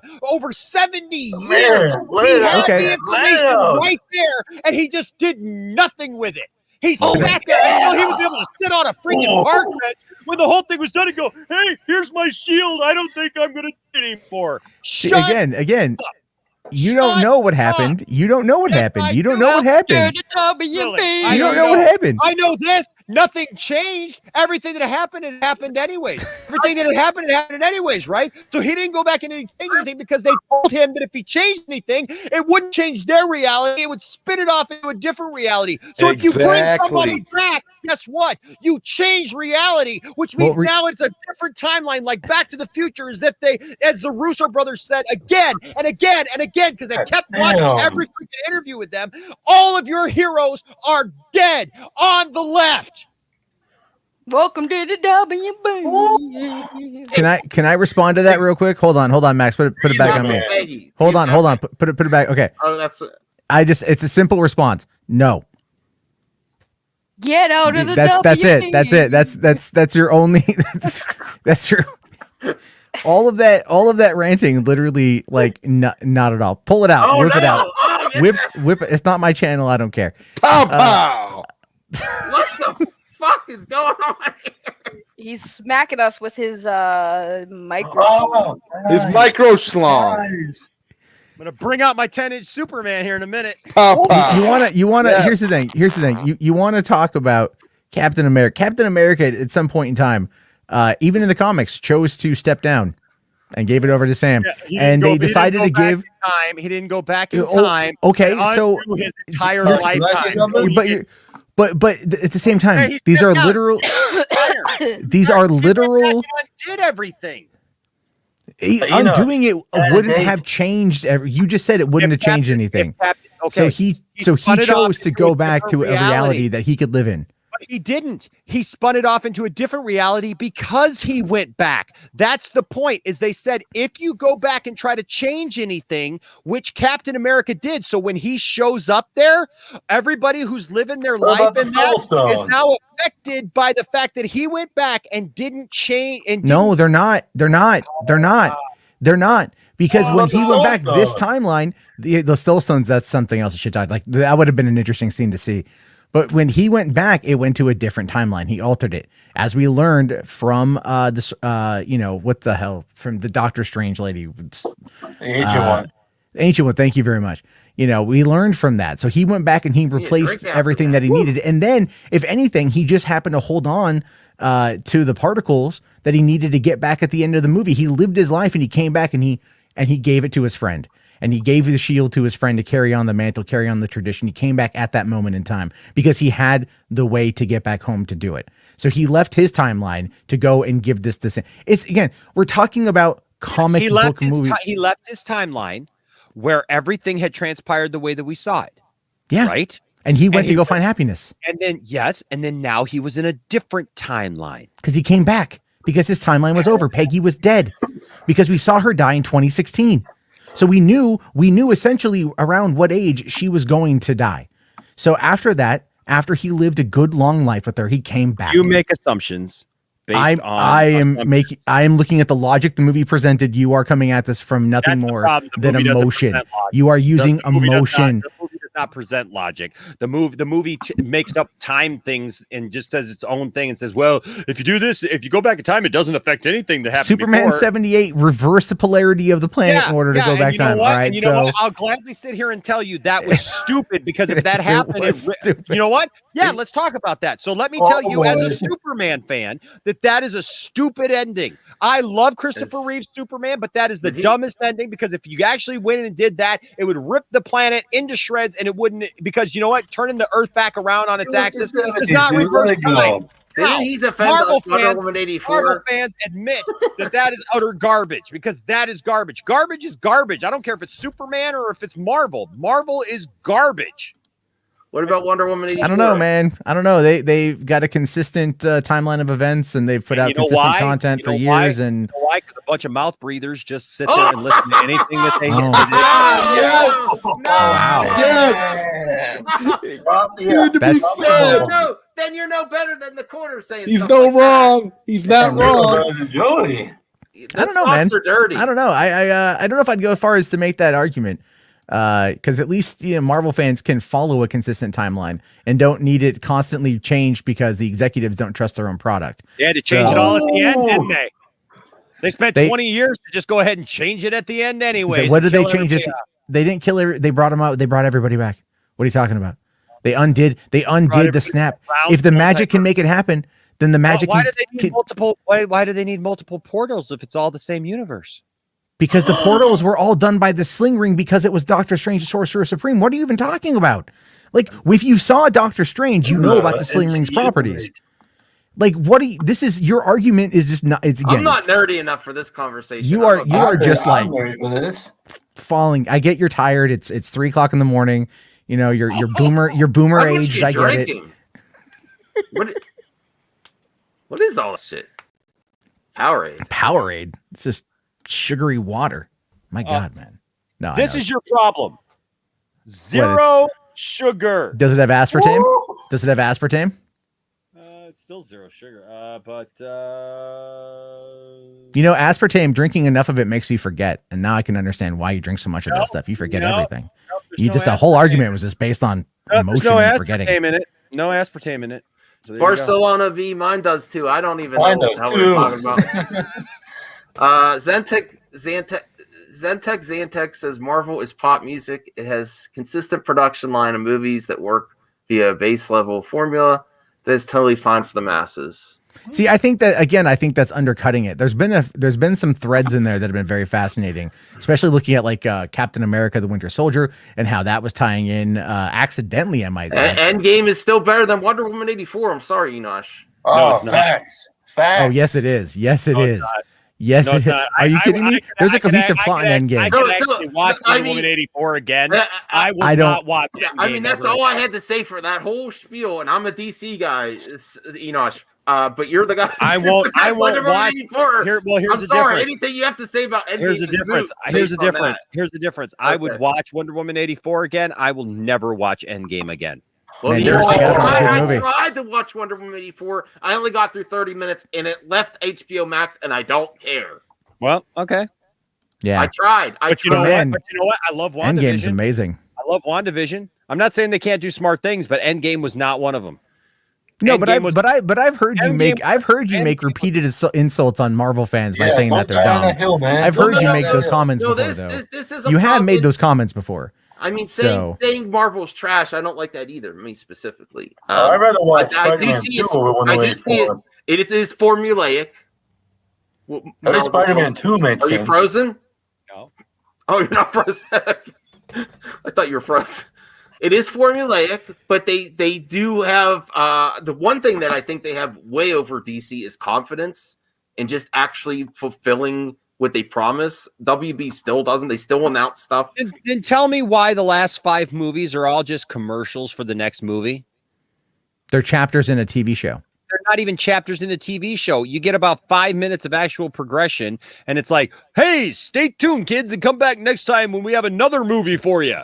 That's what the last freaking 5 to 6 movies are. They literally came out of the gate with awesome movies. They came out of the gate with literally awesome movies. They came out with Iron Man, which was fantastic. Iron Man 2, iffy. Iron Man 3, horrible. Disagree. Disagree. Thor 1, excellent. Thor 2, yep, I like Thor 2. Trash. Thor 2 trash. Captain America, amazing. Facts. Captain America Winter Soldier, probably one of the best MCU movies of all. Yes. Captain America 3 Civil War, a convoluted mess that they threw together where there are absolutely no Civil War was fun. ramifications whatsoever. It was a good movie. Civil War was a good movie. It was a really good movie. Yeah. Why? What in there? What in Civil War happened that actually led to anybody having? Okay, so you got to hold on. So you got to see Spider-Man and Black Panther in a movie, and that made it good. No. But the best was the interaction between Tony and Cap, and the history there. No.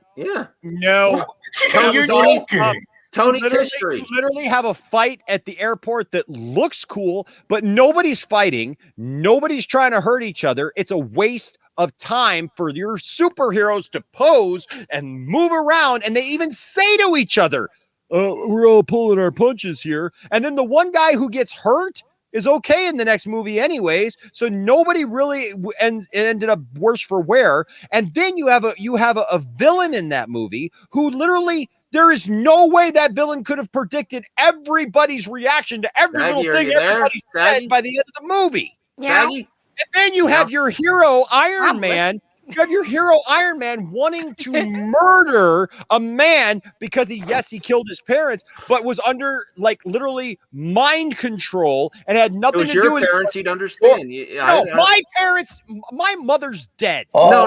Okay, I didn't mean to be so. Oh my God. I'm just saying. No, I'm sorry for your loss. That's not what I meant. I'm saying if you empathize with the character, I don't think you are sorry for my loss. Yes, I am sorry for your loss. Okay, let me say something. What's going on here? All right, listen to me. Let me say something. War in my channel. All right, let me say something. Never a dull moment on Mad Max movies. If you read on the MCU, you know that Tony and Cap's relationship has been extended throughout multiple movies. No, but seriously, the Tony and Cap's relationship were expanded on multiple films. You're gonna tell me that Iron Man wanting to murder the Batman stop motion Winter movie Soldier. Okay, we will. I did. Well, there was a comment there. I want to. Someone said if I had to watch Endgame without watching anything else in the MCU, would I still like it? Probably not. But I view it the same way I view Kill Bill. I view Infinity War and Endgame as practically one movie. It's because it's one story. Kill Bill Volume 1 and Volume 2. Have you seen Kill Bill the whole? Have you seen Kill Bill? No one has seen Kill Bill the whole bloody affair. I got it. The whole bloody. You don't have the unless no. You have a fan copy of it. Can you bring up Protoss X's or whatever that? But I do want to see the whole bloody every affair. time I prepare for movie talk, I never get to the article.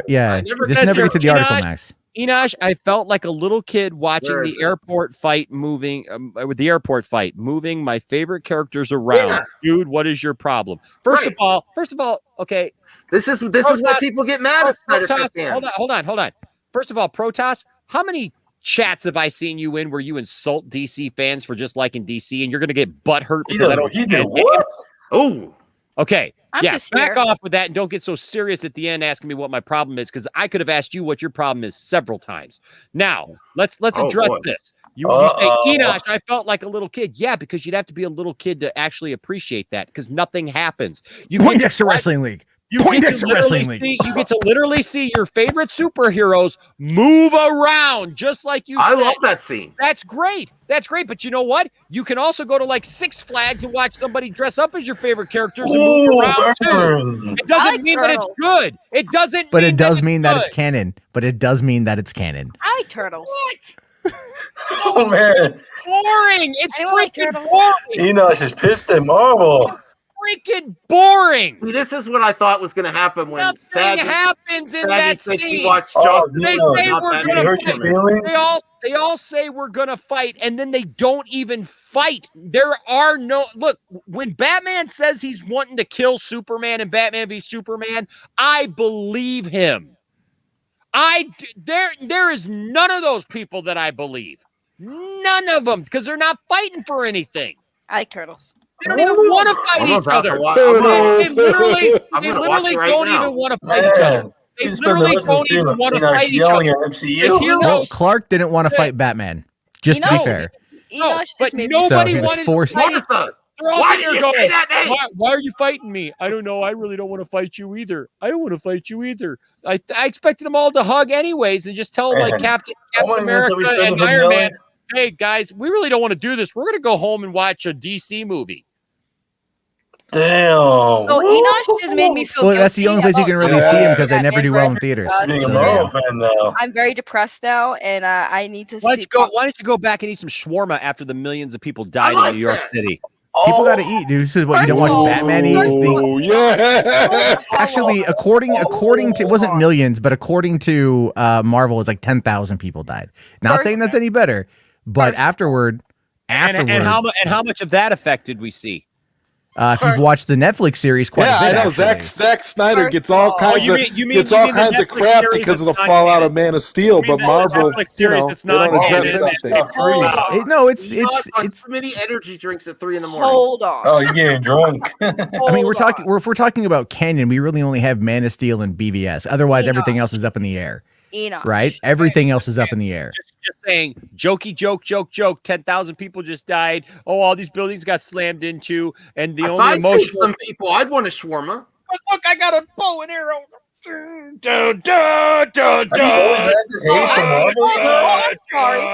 Aquaman wasn't a really prominent character until the friggin' live action hero until he got a live action adaptation. So I don't want to hear you talk about my Hawkman. That's my boo. You need to lay off my booski. Okay, Hawkman's awesome. Hawkman. He's my Hawkman. Hawkman is cool. Hawkman is amazing. That's what I call him. Hawkman's DC. Hawkeye. No. Hawkman is what I call him in bed when we're doing our thing. So that just goes to show you that even Saggy, when she's in bed, she calls Marvel heroes DC names. So there you go, because we all know who real men are. Yes. Can I ask? Have you always had the same? You mean like men in tights? Because that's about most of their costumes. Have you always had the same for Marvel, Enosh? See, I find it funny that he's just like, well, I can see why he's got that love of DC. You got that full size Henry Cavill right there. So thank you. Something to look at 3 o'clock in the morning when you're like, I can't go to sleep. I got to do something. Aquaman, hey Henry, how's it going? He was so a prominent support character in the Justice League. He was a nobody until he got a live action adaptation. Okay, Aquaman was bullshit. Really? So who's worse? Who's worse, Saggy, Aquaman or Namor, who was copied from Aquaman? Who what now? Say that again. I missed that. That's not even a relevant question because Namor isn't even in the movies. Yeah. So you're trying to compare comics to the movies. Aquaman wasn't shit until Jason Momoa got in those sexy little outfits. Jason Momoa. Anyway, sorry, I'm The Flash. I don't know. He was pretty sexy when he was played by Justin Hartley, and the guy who plays Hawk in Titans, who's with Hawk and Dove. He was pretty darn sexy too on Smallville. Jason Momoa was sexier. Let me say something. Wait, didn't we all agree the other day that Smallville sucked? No. I love Smallville. I love Smallville. Smallville was pretty terrible. Like it had an interesting. It was pretty bad. It's hard to rewatch. It's pretty bad. It's really bad. I just rewatched all 10 seasons. Man. Oh, did you really?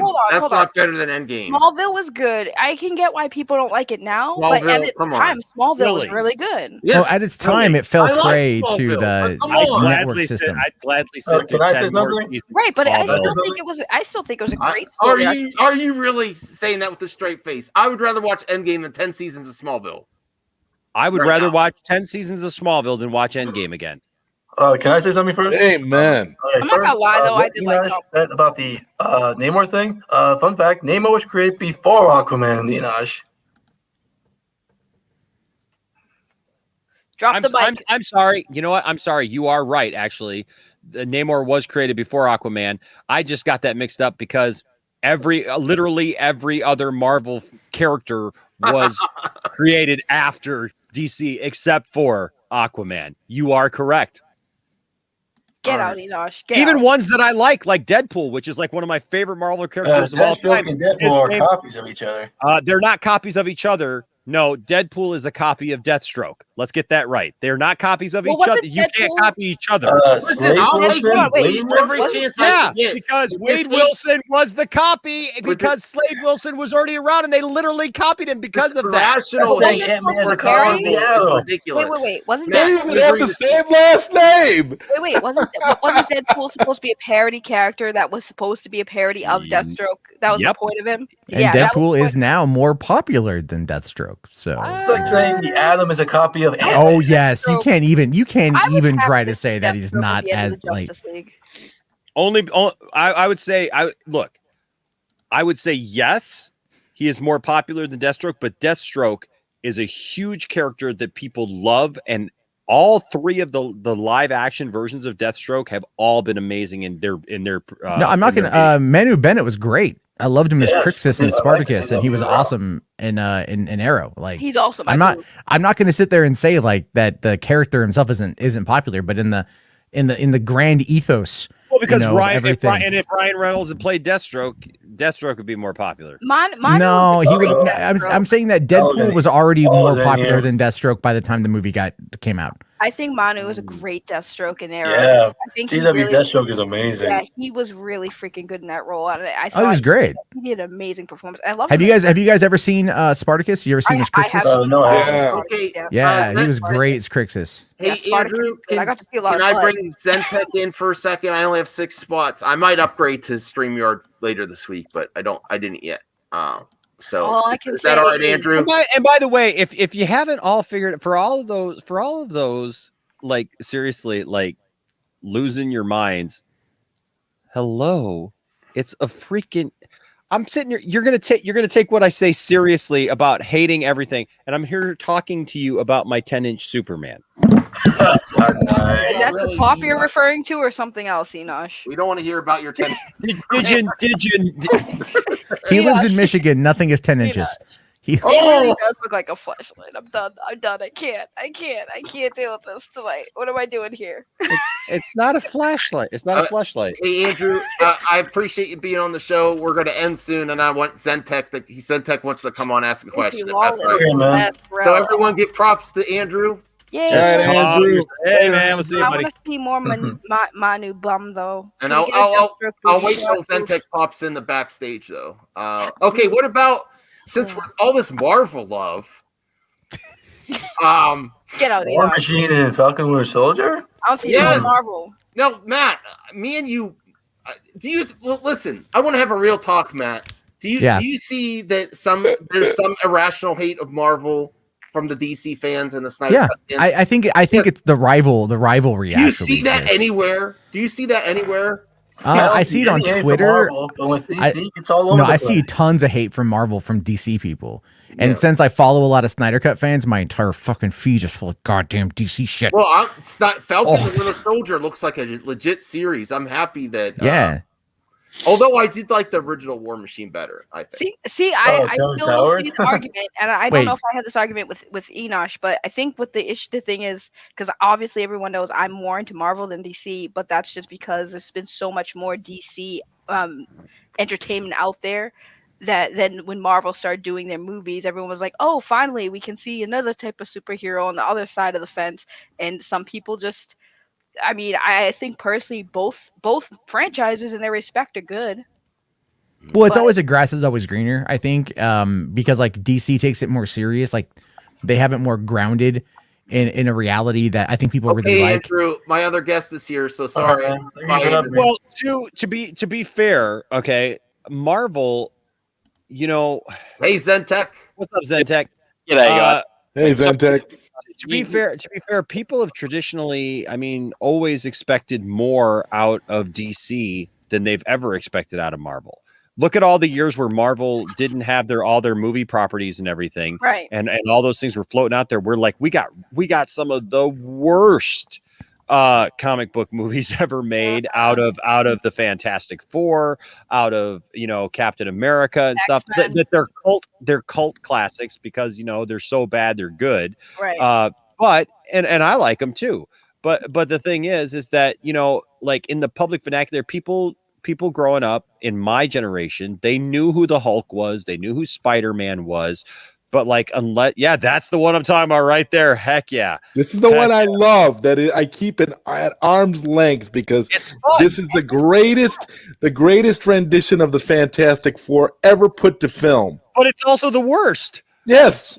Yes, it's so bad. It's good. Enosh, I will agree with your point earlier. When I was watching Justice League, I did get a lot of Avengers vibes out of it. It kind of seemed like a copy. The Avengers theme is even in that movie too, Saggy. You even can hear it at a certain point. Yeah, I got when that all the heroes assemble. Yeah, I got that vibe when I was watching Justice League. I was like, this is kind of just reminds me of Avengers, the first movie when it came out. I was like, Zedtech has a question he wanted to ask. Yeah, guys, I won't keep you up because obviously it's super late for you. It's actually 7 p.m. here at the moment, so it's time for you to be streaming, Max. I actually had a question. So, in I think like in the past, I used to be highly critical of Marvel movies. I grew up with a group of mates who were like super pro Marvel MCU sort of stuff, and I guess like I used to be quite like defensive in that respect. Now I've come to sort of grow to understand the idea that I think that the MCU, and I think I said in a comment as well, the MCU I see it more towards like pop music kind of thing, something that everyone can enjoy, and that's not. I'm not saying that like in a derogatory sort of sense. Like it's easy for everyone to engage in it. And would you guys agree with that? Is that something that you would agree with? Like it's family friendly. It can appeal to all ages. But the way that I see DC, and the reason why I still like comic at my age now, I'm 32. I'm 32. You lose track after you turn 30. I'm 32, and like what I want now is I want character development. I want like a good story. I need more than just a popcorn flick in my superhero. And the thing that I like about DC is they don't treat their characters like they don't treat them like, oh, this is a guy, he's got his powers, he can, he's got fire powers or whatever, it's they treat them like gods. In Batman vs Superman, one of the things that I really loved is one of the things I like about Zack Snyder is he brings that religious kind of imagery into his filming. And I think you guys were sort of chatting as well about like, what religion is he? But he like as an example, what I'm talking about is that scene where he's saving those people from a flash flood or something like that, and they're on top of their house, and they kind of like there's a girl or a lady or whatever with I think she was holding a kid or something, and she's like up, she's like looking up to the sun, and there's this messianic sort of figure. And I'm not like a super religious sort of person, but I love that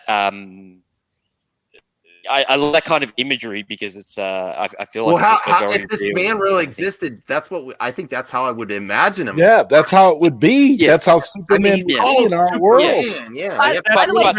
Legion Production here said here in the comments that I get that Enosh is mad, but I hope your Superman can be highlighted his true origins, being lighthearted, saving cats out of a tree, and walking old men across the road with colorful comics. That's not who Superman was originally. That was literally a small sliver of Superman's timeline. Exactly. Superman has never been. Superman literally paid for that movie Superman literally came out the gate going after wife beaters and thugs. That's who Superman came out going after. So yes, yeah. Are you really going to pay to see Superman saving cats in the movie? Are you really going to see that in a theater? Pay money for that? No. And by the way, to answer the question, I looked up on Wikipedia. Zack Snyder was raised as a Christian Scientist, so that was his religion growing up. I looked up on. I did see that recently. Yeah. I looked it up when you guys asked about it. When you were talking about it, he was raised Christian Scientist. I hope doesn't practice now. Fact checker Saggy. She doesn't watch Batman v Superman, but she does research. Thank you, Saggy. I really thought. Enosh was going to flip his lid when you said that. I saw his face. I was like, "Oh, I'm in trouble now." Okay. So in saying that, like, I actually wanted to pose that question to Matt Jarbo. Yes. What are your thoughts on that sort of that kind of perspective? Can people like both? If someone has if like people who are in my situation where like I need something a little bit more than what I'm sort of getting in the Marvel sort of universe, and I stopped watching. I still haven't seen Infinity War, and I still haven't seen Endgame. I stopped watching just like probably. I tried to. I think it was just before. No, Doctor Strange was the last movie that I tried to watch. I randomly saw Captain Marvel because sorry, Captain Marvel was the last one I saw, but I skipped a few. I actually didn't think it was as bad as I thought it would be, but I had very low expectations. Again, that was at that phase where I was just like, nah, Marvel's not my thing. And I watched that only because I had a free ticket for that to go. Matt, what do you think of that kind of perspective on how I see the difference between them? Because I know Enosh is probably maybe similar. I've chatted to Enosh quite a lot in regards to DC sort of content, and I know maybe he might be on the same level as me with this kind of thing. But yeah, Matt, I'm curious as to what you sort of think. And I think Zod Rider and I know Max, you're more of a middle sort of guy. Zod Rider, I think you're more towards the DC side. Like no, myself I currently. prefer DC. It's just Yeah, that I'm Marvel. more pro DC. I like their confidence in Marvel, and I do think they do good things. I think there's a little bit of everything in Marvel for you, and it's just like everyone's having a good time, and you can see that on screen. They're not part of it is just like how they treat their talent. Well, it's like Scorsese said. He said Marvel's an amusement park, a theme park ride. If Warner Brothers treated their talent like Marvel does, you'd have better product too. It's this constant struggle too. WB's half the problem. They don't show any confidence in their talent, and they make it miserable for their talent. I really do still think they drove Ben Affleck to drink. But there's great things in Marvel. It's just fun. But I want DC more to succeed. That's my heart, though. Yeah. Well, I want DC more to succeed because we all like underdogs. Like, let's be fair. And traditionally, when it comes to Marvel versus DC, DC is seen as the underdog. Whether you want to believe it or not, that's now. That's kind of been a consistent thing for a long time. Stan Lee has actually only since the Marvel movies started coming out. That was never. I'm talking about the past though. That was never the case for me growing up at all. No, that was you growing up. But it's like my generation. That was never. That is a new thing. That's not. I don't think it's a new thing. I think they definitely beat out when it comes to the movies in the 90s. Sure, everyone was talking about Batman because it was like the first big spectacle that we saw in '89. So they kind of had their run of it right there, and it sold probably a lot of toys and a lot of. I mean, if you want to talk about merchandising, Batman's #1, Harley Quinn's #2, right? So if you look at it from that perspective, you can see what's the most popular. DC has exceptionally good characters, better than Marvel, in my opinion. But a lot of that also boils down to the villains in DC are just better. And a lot of people really like identifying with them. Whereas the heroes over the new mythology, the new legend, if you will, over on Marvel tend to do well with the audience. And so that's why they focus more on the heroes over there. And people want to relate to the heroes. So movie-wise, that's why they've done better. But it's not only that. There's been a plan. They've been consistent. They've kept it going. And they've trusted themselves. Whereas Warner Brothers has freaked the hell out and attempted to catch up so many times. Film cops here. So the way I look at it is like this. Yeah, is Marvel movies, are they like pop music? Sure. Yeah. I mean, anyone can enjoy them. It's easy to get into. And the thing is, the more you listen, the more you watch, the more you pay attention, the more you start to feel like you're involved. And that's why people have allowed it to go, these movies to make as much money as they have and to become as invested as they have because we've grown with these characters. Whereas in DC, we as fans want to grow, but the people in charge are so ignorant and impotent to actually be able to pull this crap off that we're left to just begging for anything that's decent.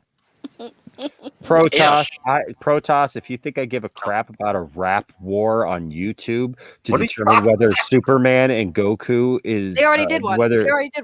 That is the stupidest thing I've ever seen. There are plenty of actual insightful videos on YouTube that you can see that actually show Goku is not anywhere close to Superman's I just posted level. one. I posted a link. What do you think of Film Gob's comment here? Let's address this before we end it because we're almost at 2 hours. DCU is dead unless the Flash movie can knock something special out of the park, or they continue with the Snyderverse. Do you think he's right?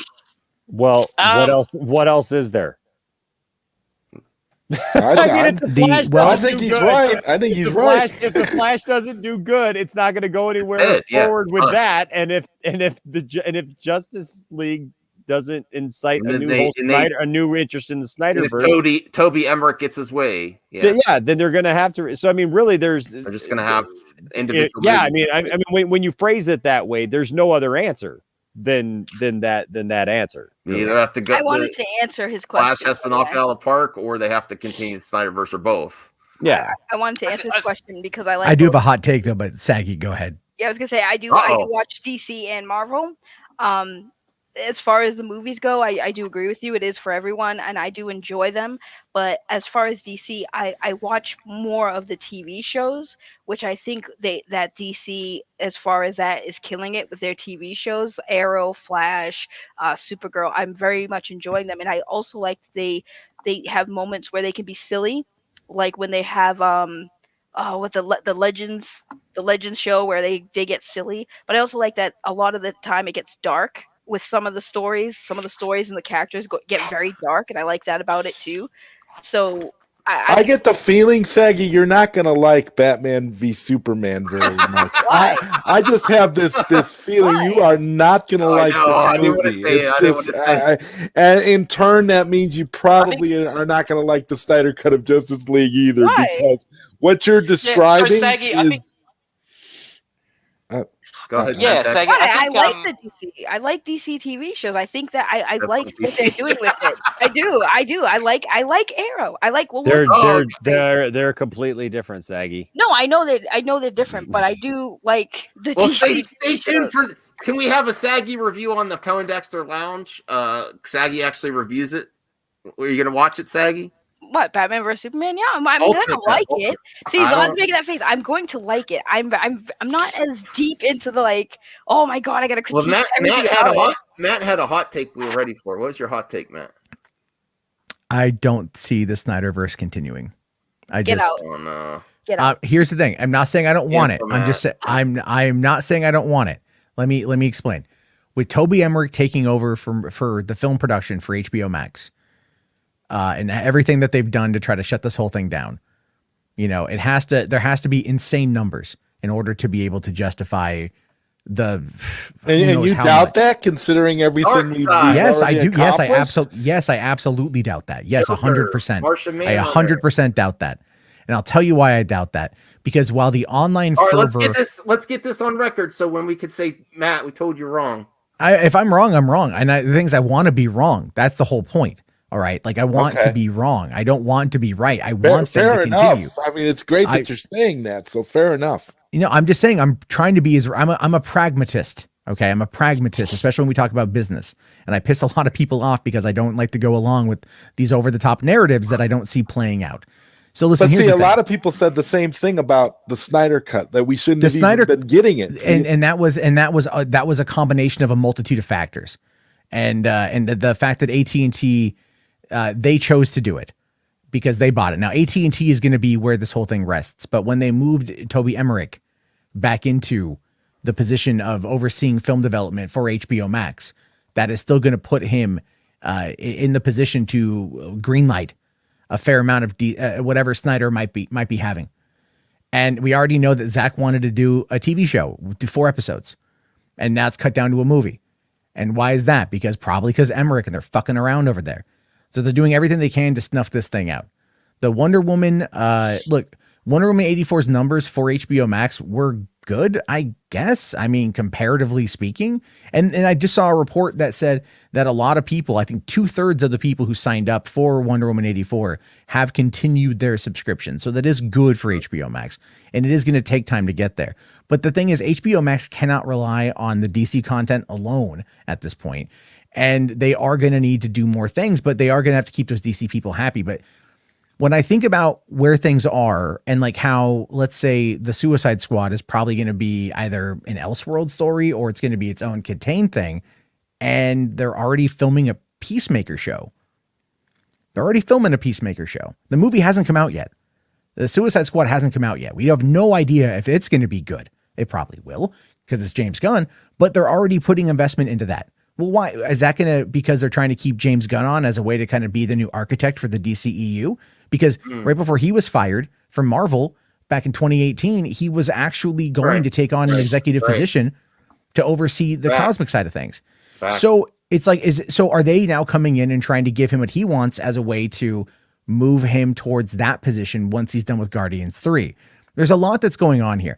As much as I want another, I want Batfleck to fight Deathstroke. I want Cyborg to have his project, all that stuff. They are going to do everything that they can to continuously push this thing further and further away. And they gave us this. And if it does gangbusters, like, I mean, fucking gangbusters, this has got to have like a critical score of a fresh score in Rotten Tomatoes. I don't think it has. It's not going to get the critic score. It's not going to get the critic score. It would be good to get it. In the sales with the actual physical release. Let's hope so. Let's hope so. Videos on YouTube and all. I don't know how much that really matters, but the thing is, a lot of people. I think a lot of people are going to be looking at this movie, and it's like, my fear is that it's going to come and it's going to go like so many other things have. Because Max, as you said, Enosh response. Enosh is ready. No, because I think he'll disagree with me. Or he's ready to fall asleep. Either way. Yeah, but I think 10-inch Superman. I just don't see it. I just don't see it continuing right now. But do you think that there's a possibility whereby we get an alternate timeline where we finish off the Snyderverse with the 5-movie arc, and that's the Nightmare future, and it's all based on the Nightmare future, and then it ends with, have you seen Justice League Dark, Apocalypse War? I have seen that, and it's an excellent movie. Yeah. I loved it. So and that felt like it came. Sorry, go ahead. Sorry. Do you think that? So obviously you remember the ending of that, and that was like, Constantine was like, okay, we need to, Flash, you need to go back and sort of change the universe or whatever. Do you think we could be going on a timeline, a parallel timeline where the Nightmare future, the Nightmare future happens, and then it ends with someone, I reckon Ben Affleck would be like, okay, Flash, you need to go back, change the timeline from whatever sort of aspect, and that would be a completely different timeline, which is the cinematic timeline we would be traveling on, which is Shazam, Birds of Prey. Yeah. Well, the thing is this, though. We got to look at this. We got to look at this from the perspective of the average audience, right? The normie audience. And Max is falling asleep, so we should probably wrap this thing up. Yeah. But the normie audience does not care about the multiverse. They just don't care. They don't care about it. The average person in like Oklahoma is not going to sit there and give a shit. And that's going to be the biggest factor they have to overcome. So they have to start laying the groundwork, especially if they want to beat Marvel at their own game. They have to play by Marvel's rules. And they're not playing by Marvel's rules, but all of this wishy-washy multiverse stuff that comes across as ham-fisted and throwing it all against a damn wall. I mean, today, for example, they renewed Flash, they renewed Legends of Tomorrow, and they renewed another one. Another show got renewed. No, Batwoman got renewed. But that's it. I mean, they have Superman and Lois in those 3 shows. They're killing off their Black Lightning. Supergirl's ending. Arrow's already gone. There's influx over there. Batwoman got renewed for season 3. Yeah. And so the whole idea here, from what I can take from this, is that they're looking at the properties on CW that can make money, but they need to transition away from those properties. They need to just wipe, if you're going to do anything, wipe those away and then start anew on HBO Max with the Snyderverse. That should be the timeline. Because look at like the engagement from the Joker image that came out and everything else he's been doing. However, and I've said this before, and I repeat this, and I say this with respect, a lot of people in this movement live in an echo chamber. And a lot of it is when they look on social media, the people that they follow, they just keep retweeting and recycling and circulating the same content. And so they don't get to see a lot of the outside people who may not know about this And in their mind, they think it's huge because that's what they see. That's their worldview. But in the reality of it, like, go down to the store, go ask a movie buddy of yours and just go like, hey, have you heard about the Snyder Cut? What do you think about it? And they may or may not go that they've heard about it or not heard about it. And that's kind of on us at this point as fans. If you want to see this continue, it's literally on us to go out there into the, like, and like, you know, like, preach, get on the street corner and go like HBO Max. You do realize that everything you're saying right now is exactly the things that was said to us at the beginning when this movement started about the whole release the Snyder Cut thing. You're saying almost verbatim what we were told then. You have to get other people involved. You have to keep bringing more people. And people are good at that. And they're, but I'm talking like, but what I'm talking about though, still, there's always going to be that echo chamber. And based upon what I see every day, there's an echo chamber. And I'm not seeing a lot of new voices because all I'm seeing lately is a lot of infighting. You know, I'm seeing a lot of infighting. And also don't discount your international audience, because you get a lot of you'll get a lot of money from your international audience. I spoke to someone at my work the other day. I spoke to another guy as well. He's a Marvel guy. He works with me. Absolutely hates Zack Snyder. I just had to cut off the conversation because I was just like, I don't even want to bother. But another girl that I work with, she loved Man of Steel. She was super iffy on Batman vs Superman, and then I told her she didn't even know that there was an Ultimate Edition. So she's going to go watch that now because she watched an analysis of the video which I sent her, which I also sent to you, Max, and you Enosh, like the other day. But she's like, after seeing this analysis, I have to watch the Ultimate Edition. But I asked her, have you seen Justice League? And she's like, oh yeah, I saw it. It was shit. And then I told her about like the Snyder Cut, and she's like, oh, what is this? Is this like a director's cut? And I'm like, no. This is a completely different thing, man. So I think a lot of people, even internationally, don't actually know about what's even going on. Obviously, like within your space in North America, it's probably more prominent than it. Even if it is a small thing, it's more prominent than it is like overseas, unless you're actively looking for this kind of stuff. No, I agree with you. I think, but then the international audience as well are people that in this situation, hopefully with any luck, they'll continue to point to you, Matt. How can you release this amazing I think it's going to be amazing with all these characters with Darkseid, and then say, oh, we're just going to go back to single. No, that's the thing. That's the thing. It's weird. It's weird. It might just be too much to pull back in. I know. Well, I mean, the thing is though, but they could also end it. They could also end it by leading into Flashpoint. We don't know how Flashpoint's going to start. We don't know what's going to send him back. You know, I mean, we don't know how much of it's going to sit there and actually follow. I doubt the critics are going to embrace this. I doubt. Well, the critics aren't. Yeah, they're probably not, because if it comes to DC, I mean, they embraced Birds of Prey, and that was right. It was like Birds of Prey. It had its moments. But still, that sandwich moment. My wife loved that moment. She's like, I get this. God, I hate that big sandwich moment. You don't mess with a woman's food, bro. Right? That's real. You're having such a bad day. This is your only thing left in the world. I'm sorry. You guys are having that conversation, and I'm saying like Protoss doesn't even like the fact that I drink purple Gatorade. Yeah. Like, I saw that. Like at this point, this is all I got to say, and then I got to get out of here. Yeah, we all. But here's my thing. Okay, first of all, you guys, you know me. I literally just spent 2 hours on Dawson's stream earlier, like messing around, joking around. Like, I'm the guy who was putting ET's finger up things the other night. Please. Exactly. So don't come at me with all this seriousness. Like I like Marvel. I prefer DC, and I will gladly state that, and I will tell you that I prefer DC. Was I definitely upset about Endgame? Yes, because I have some major flaws with Endgame, and I literally had to go watch the movie myself again the second day after going with my family because I was so pissed off at the movie. And I've come to terms with it, but I still don't like it. I honestly don't like it. 4 a.m. for me. I don't like the way that they ended that whole thing. And I don't identify with a lot of those characters. Okay. I just don't. There are many Marvel characters that I do and that I do enjoy.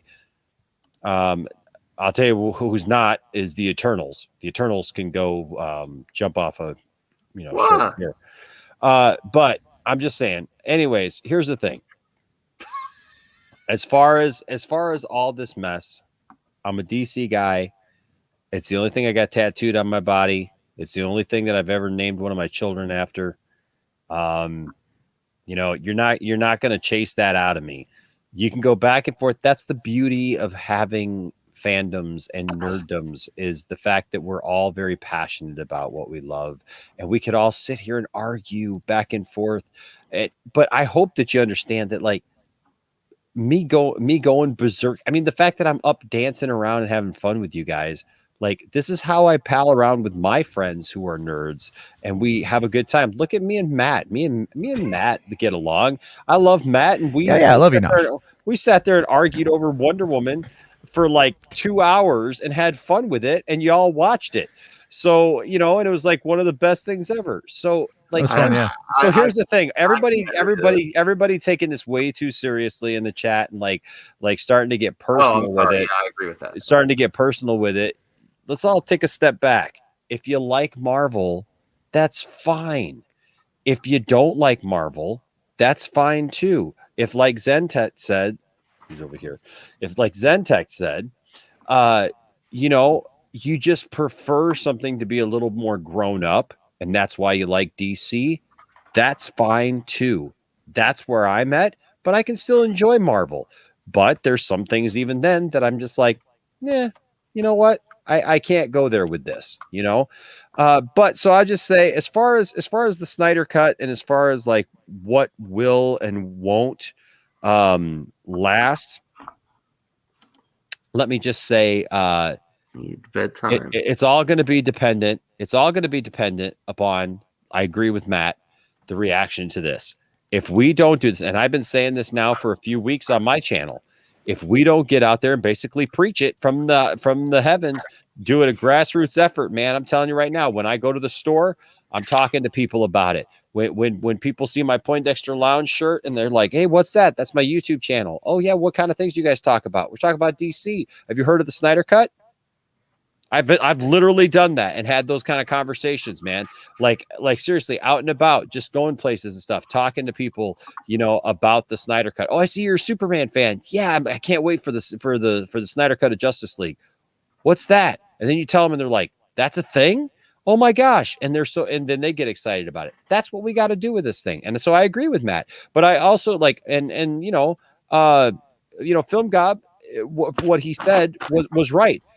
If the Flash multiverse thing does not kick in, it's not going to go anywhere down that path, right? Of these, whatever these lighter fare versions of these characters are.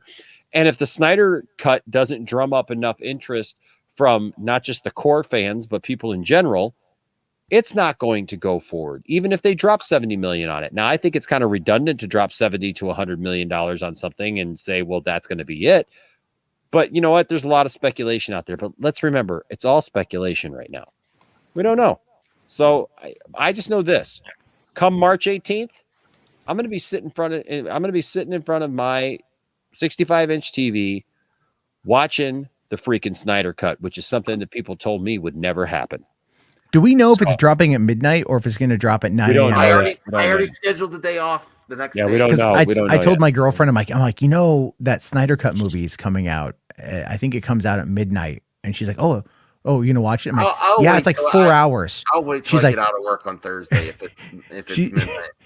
She's like, you're gonna have a long night, aren't you? I'm like, yeah. That's the thing, is I'm gonna be planted in front of my TV. We're all gonna be planted in front of our TV. The haters are gonna be planted. What are you having for dinner? What are you having for dinner that night, Enosh?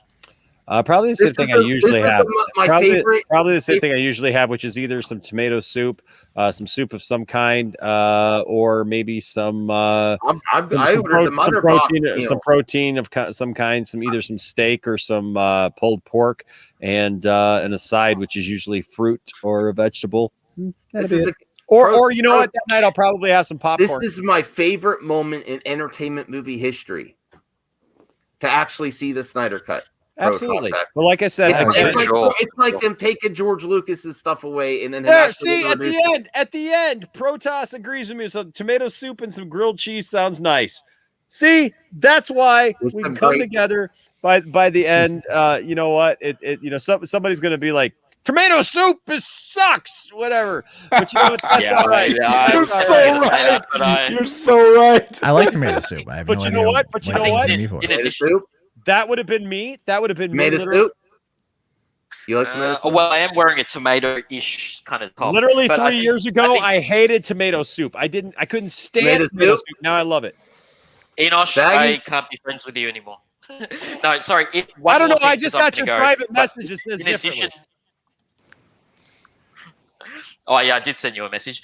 Sorry, one more thing in addition to what Enosh said, and I'm going to let you go because I know you all. It's all like a super late time for you all. But I just wanted to address Saggy and her love for the CW sort of like shows. And I wanted to say that that's okay. Like I think that's that's kind of like sort of it's maybe. I kind of liken it more towards the Marvel MCU sort of side of the approach. I love the Flash. Not in terms of like production value, because obviously they don't have as much money, but in terms of the kind of storytelling. Although I do feel like it delves too much on the sort of SJW sort of stuff, but that's just me.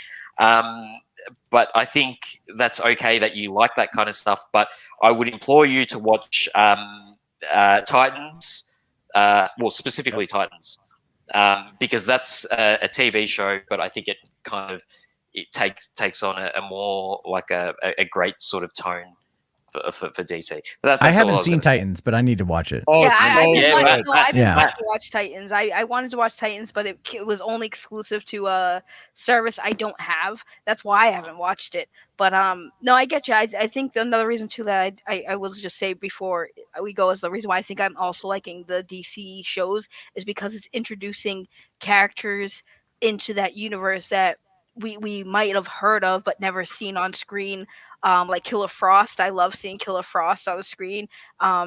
Other characters and villains that we probably won't get to see on the big screen for God knows how long. But that's why I do like the DC TV shows, because we get to also see all these characters that we might know and have not seen a live action rendition of. And that's why also I like it too. Like I said, Deathstroke with that, it was great.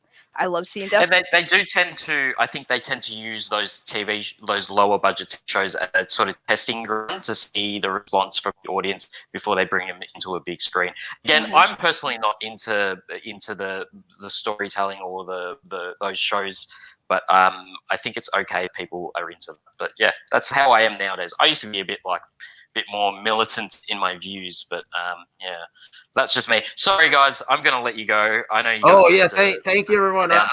Thank you so much for letting me on. I'm sorry, Andrew, for kicking you off. I didn't mean to. I didn't want to do that. But yeah, thank you so much for having me on. Hope I can come on sometime soon. Thanks. All right, everyone's signing out. Say good night, please. Good night, everyone. Good night. I'm gonna go watch Batman vs Superman. Good night. All right. Well, yeah. Watch out for I'm gonna review with Saggy somewhere. Bye. Good night. Ultimate Edition, though. Yes. Ultimate. All right. Good night. Bye.